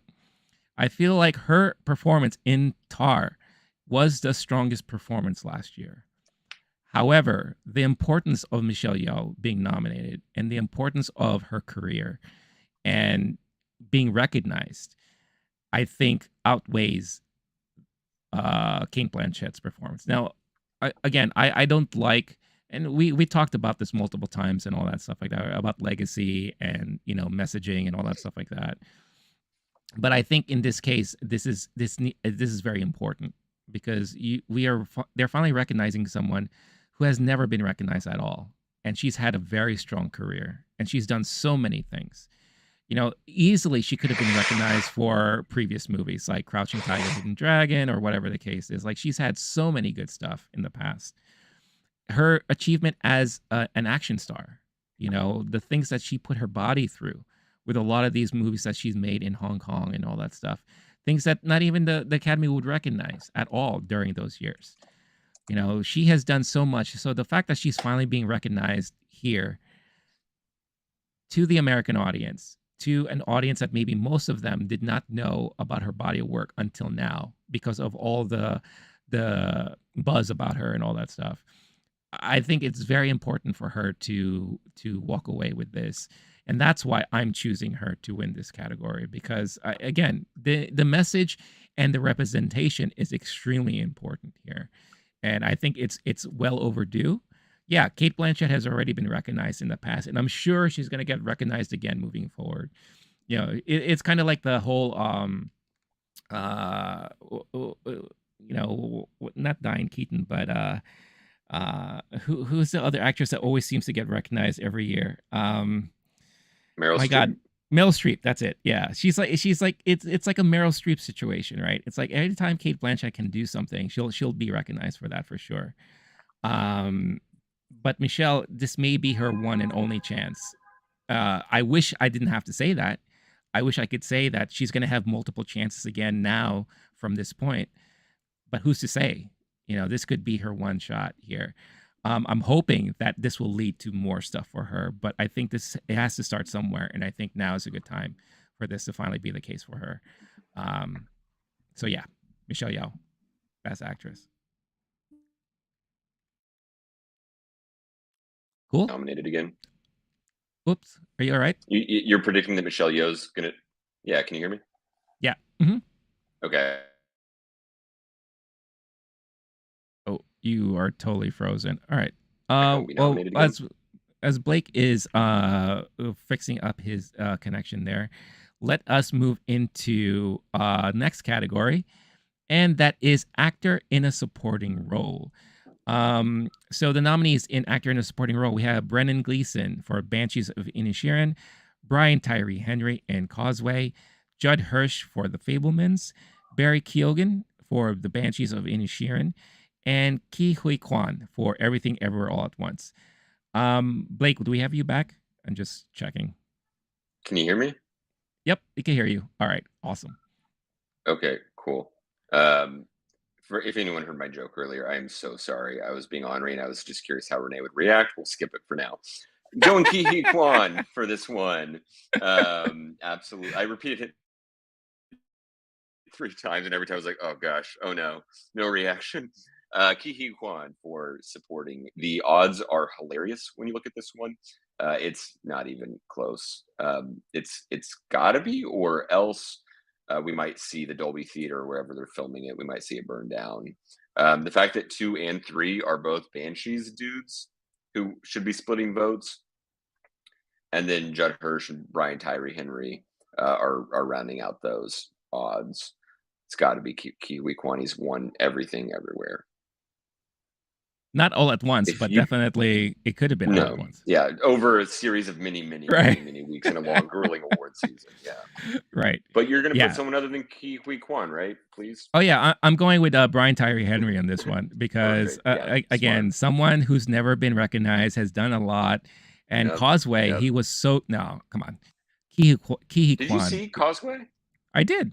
I finally watched it. Okay, yeah. Part of my binge has been another thing I put off is all the movies that look miserable and unpleasant that I don't want to watch when I'm Yeah. trying to have fun, which is most nights. I normally don't choose to be miserable. It wasn't Mhm. as miserable as I thought it would be. I thought it was more of a the to Leslie situation, which I think is like an alcoholism or drug addiction thing. So still putting that one off until we get closer. And hopefully I run out of time. We'll see. But yeah, Brian Tyree Henry, I think it was good. I'm not sure it's his best work. I think we'll see him nominated again in the future, and we might see him a multiple Oscar winner possibly. But yeah, not his year. It's Kiwi all the way. Yeah, no, Brian definitely has a lot of his career left for him to be recognized for all the roles he's gonna play in the future. I was just happy that he was finally recognized for something.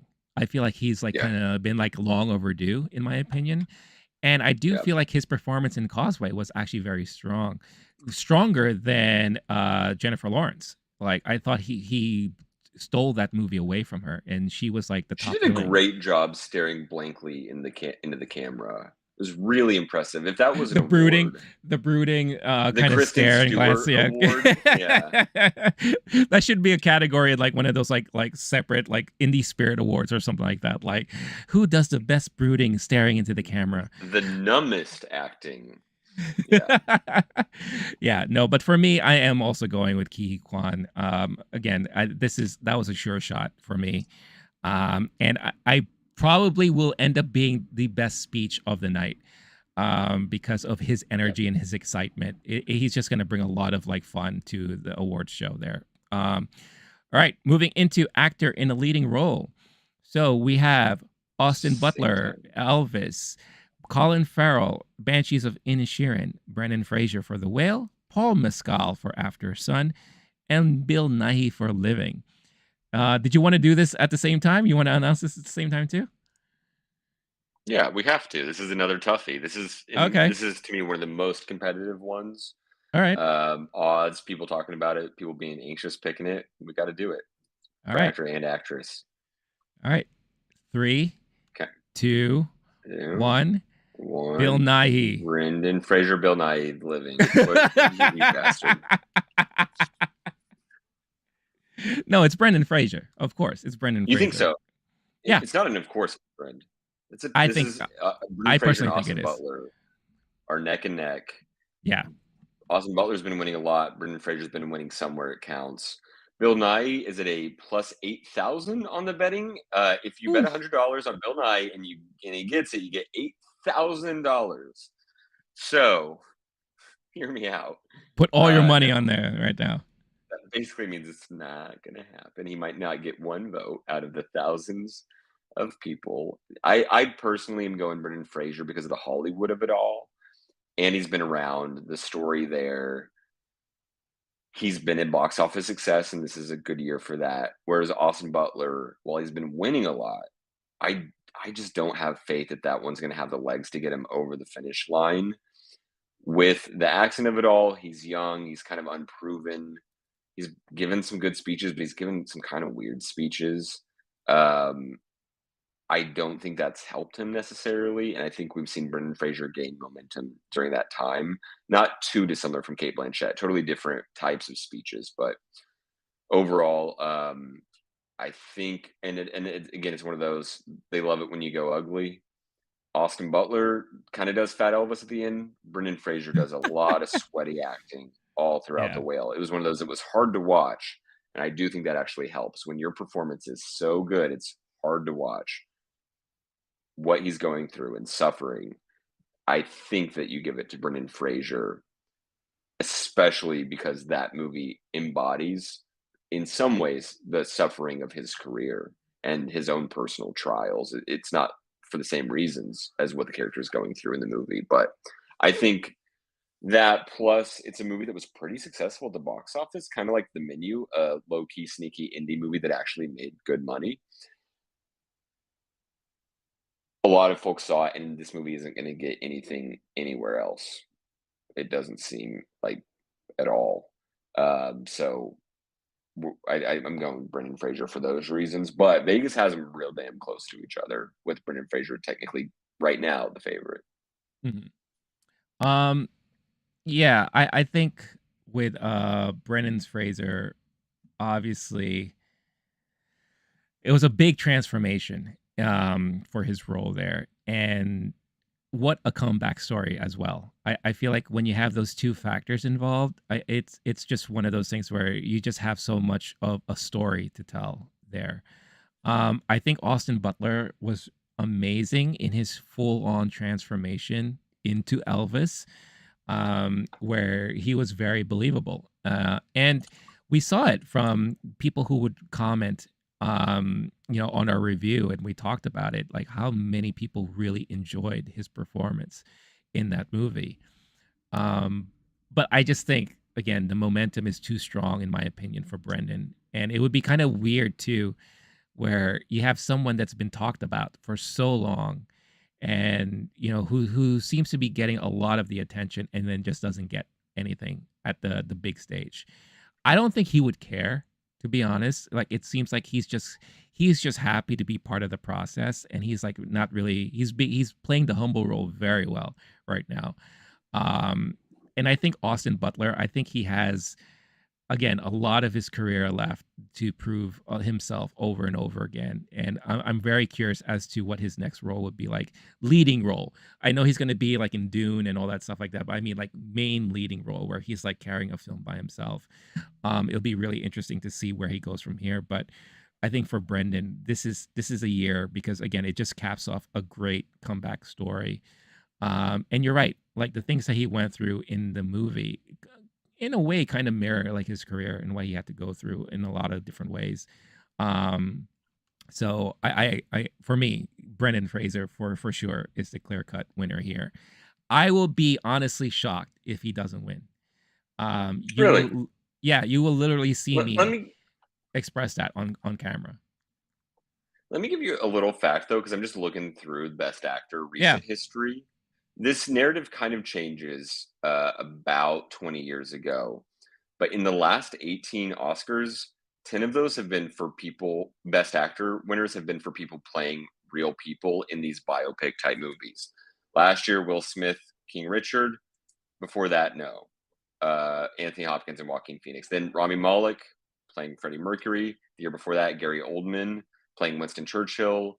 Skip Casey Affleck. Leonardo DiCaprio technically played a real guy, so that's actually makes it another one. We won't count that. Eddie Redmayne in The Theory of Everything, and he's had a couple nominees, so maybe yeah, no, that's the one where he's playing Stephen Hawking. Okay, Matthew McConaughey, Dallas Buyers Club, Daniel Day Lewis, Lincoln, Skip, Jean de Ward, I forgot how to say his name, the artist, Colin Firth playing an actual king in King's Speech, Skip one, Jeff Bridges, Sean Penn for playing Harvey Milk, Skip Daniel Day Lewis, Forrest Whitaker for playing one in The Last King of Scotland. Before that, Philip Seymour Hoffman in Capote. Before that, Jamie Foxx in Ray. It's just so damn many. But I'm looking, and then before that, it's a long time before you can find another one of those. So at some point, something changed where that just kept happening. Um, if I didn't say Jamie Foxx and Ray, but that was 2004. That's a lot of that shit.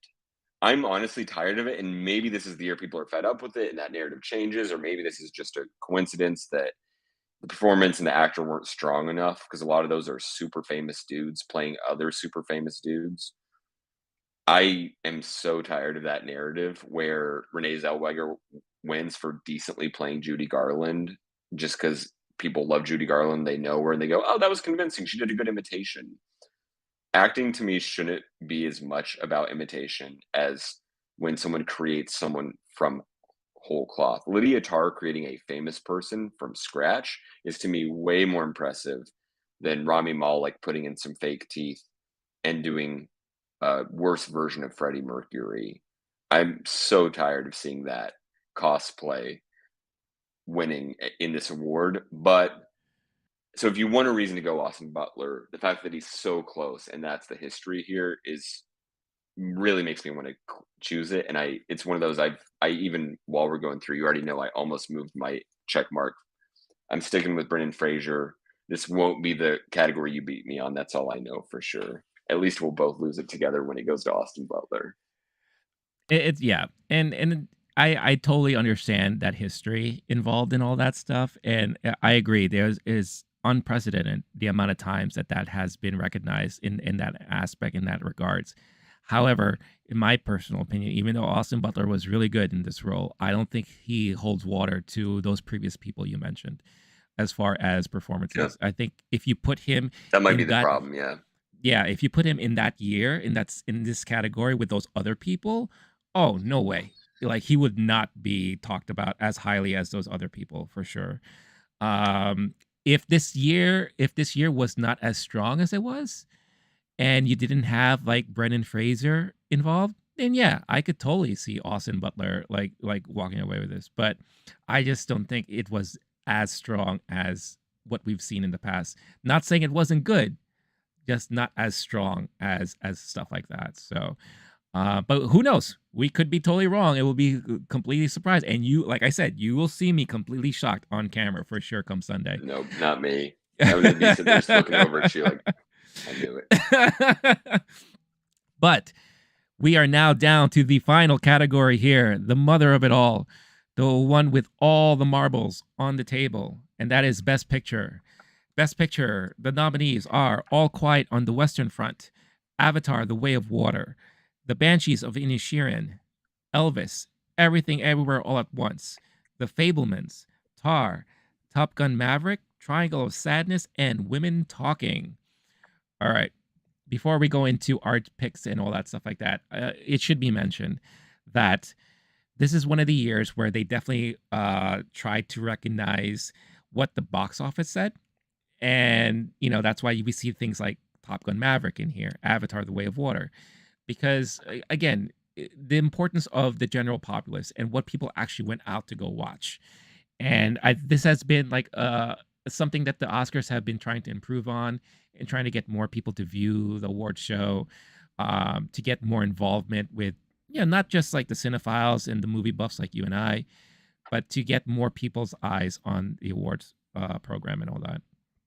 Especially now with the new academy, with the change in that voting body, that there is going to be more recognition to more of the popular films that were enjoyed by most people of the previous year. So it's nice to see that. It's still a long ways to go. I think there's still more to be done about all of that stuff.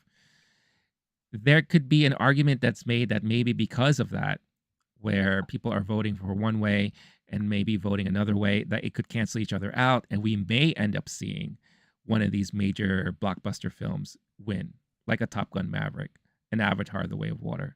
Maybe more so Top Gun Maverick.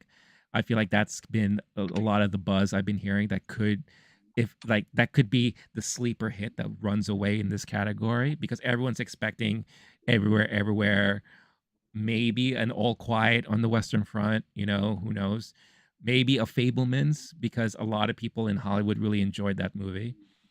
Um, but in my opinion, I think at the end of the day, and I'll go with my pick, it's going to go to Everything Everywhere All at Once. I think that is the movie that's going to run Interesting. away with this category.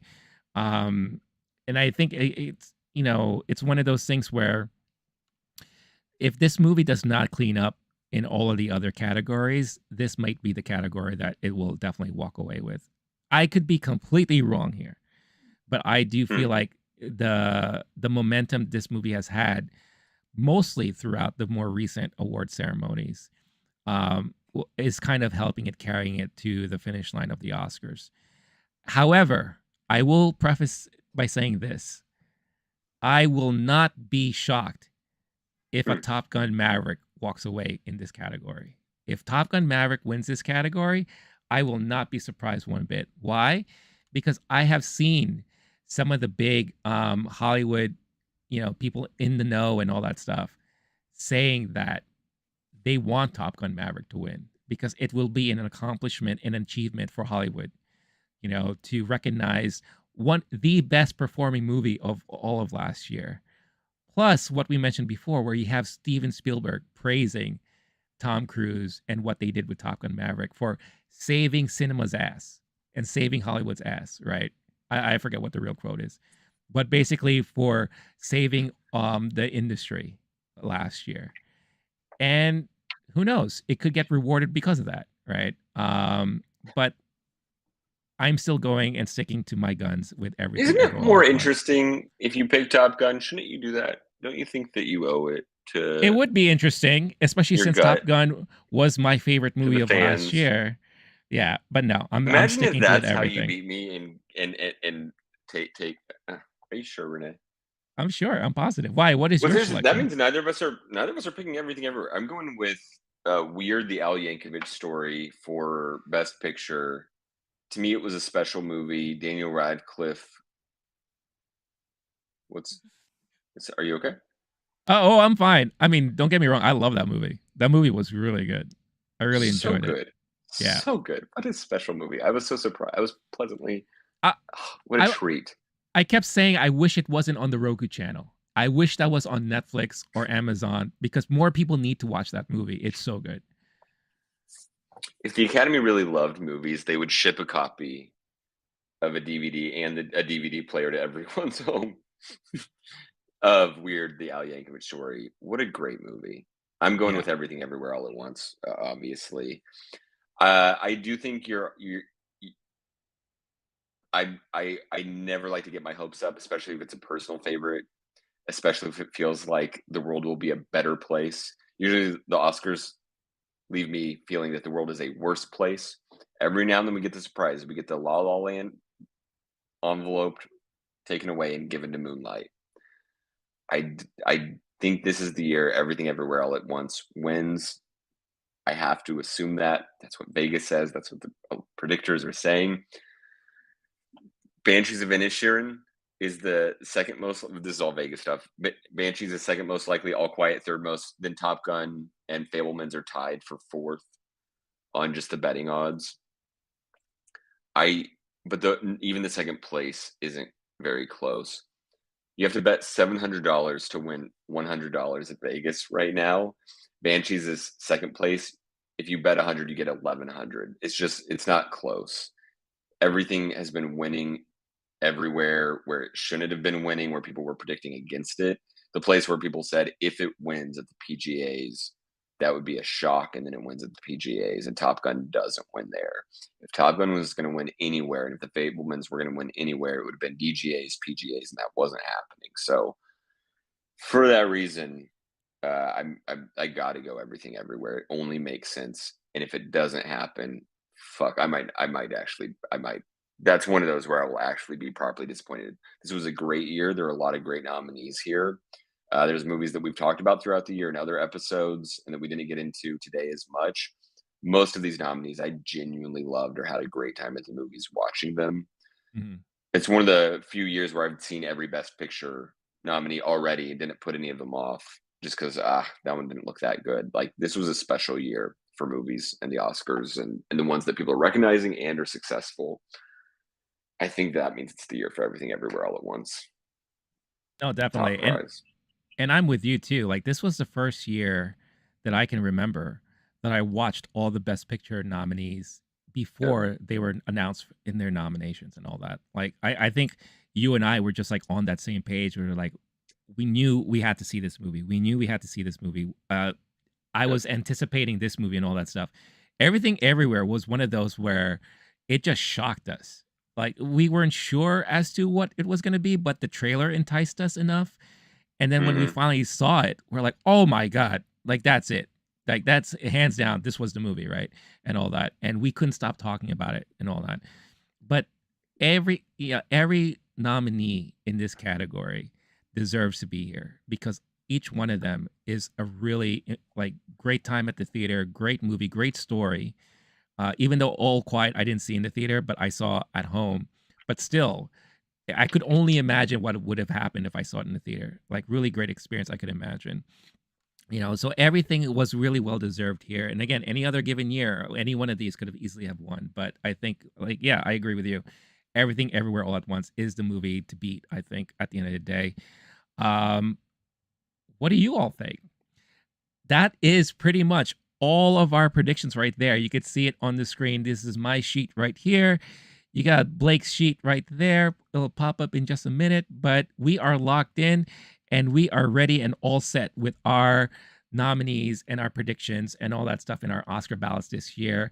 What are your selections? What if you stuck with us for this 3 hour stream, um, whether you're watching live or in a replay, what are your predictions going into Sunday? Let us know in the comments. Let us know if you agree with us, if you agree with one of us, or you think we're both really dumb and we're all far off. Then let us know about that too. We like to be humbled from time to time. But with all that being said, we're going to call it a night for this episode and this special stream. Blake, where can people find you online? Go to Letterboxd. Search members, last name Wolf. 3 words, no punctuation. Common spelling for all 3 words, last name Wolf, because I'm Blake Wolf. That's it. Yeah, that's all I got. I was waiting. Like, was there like a capper to that, or like? No, that's it. That's yeah. And you could see on the screen there. For myself, I'm also on Letterboxd. I'm still new to the platform, even though I've been aware of it for a while. But I'm actually logging all my movies that I'm watching every week there now. Yes. So definitely check me out. And definitely check out Blake because he has some great lists as far as movies are concerned. So definitely check that out. But main important thing, Low Key Geek, Twitter, Instagram, most importantly here on Facebook. Again, if you haven't done so yet, please hit that like, subscribe to the channel if you haven't done so already. Hit that notification bell to get notified every time a new video is posted or when we go live, especially this Sunday for the Oscars when we're going to do our live reaction and commentary to the program. So definitely hang out with us. It'll be a lot of fun. And you get to see like who predicted the most out of all the categories there for sure. But with all that being said, this has been Movie Time. I've been Rene. That's been Blake. Thank you so much for tuning in and watching. Don't forget, check us out. If you want an audio version of this podcast platform of choice, just type in Low Key Geek there and you could download this episode. But until Sunday, stay cool, stay classy, stay safe. We'll catch you all then. All right. Peace out, everybody.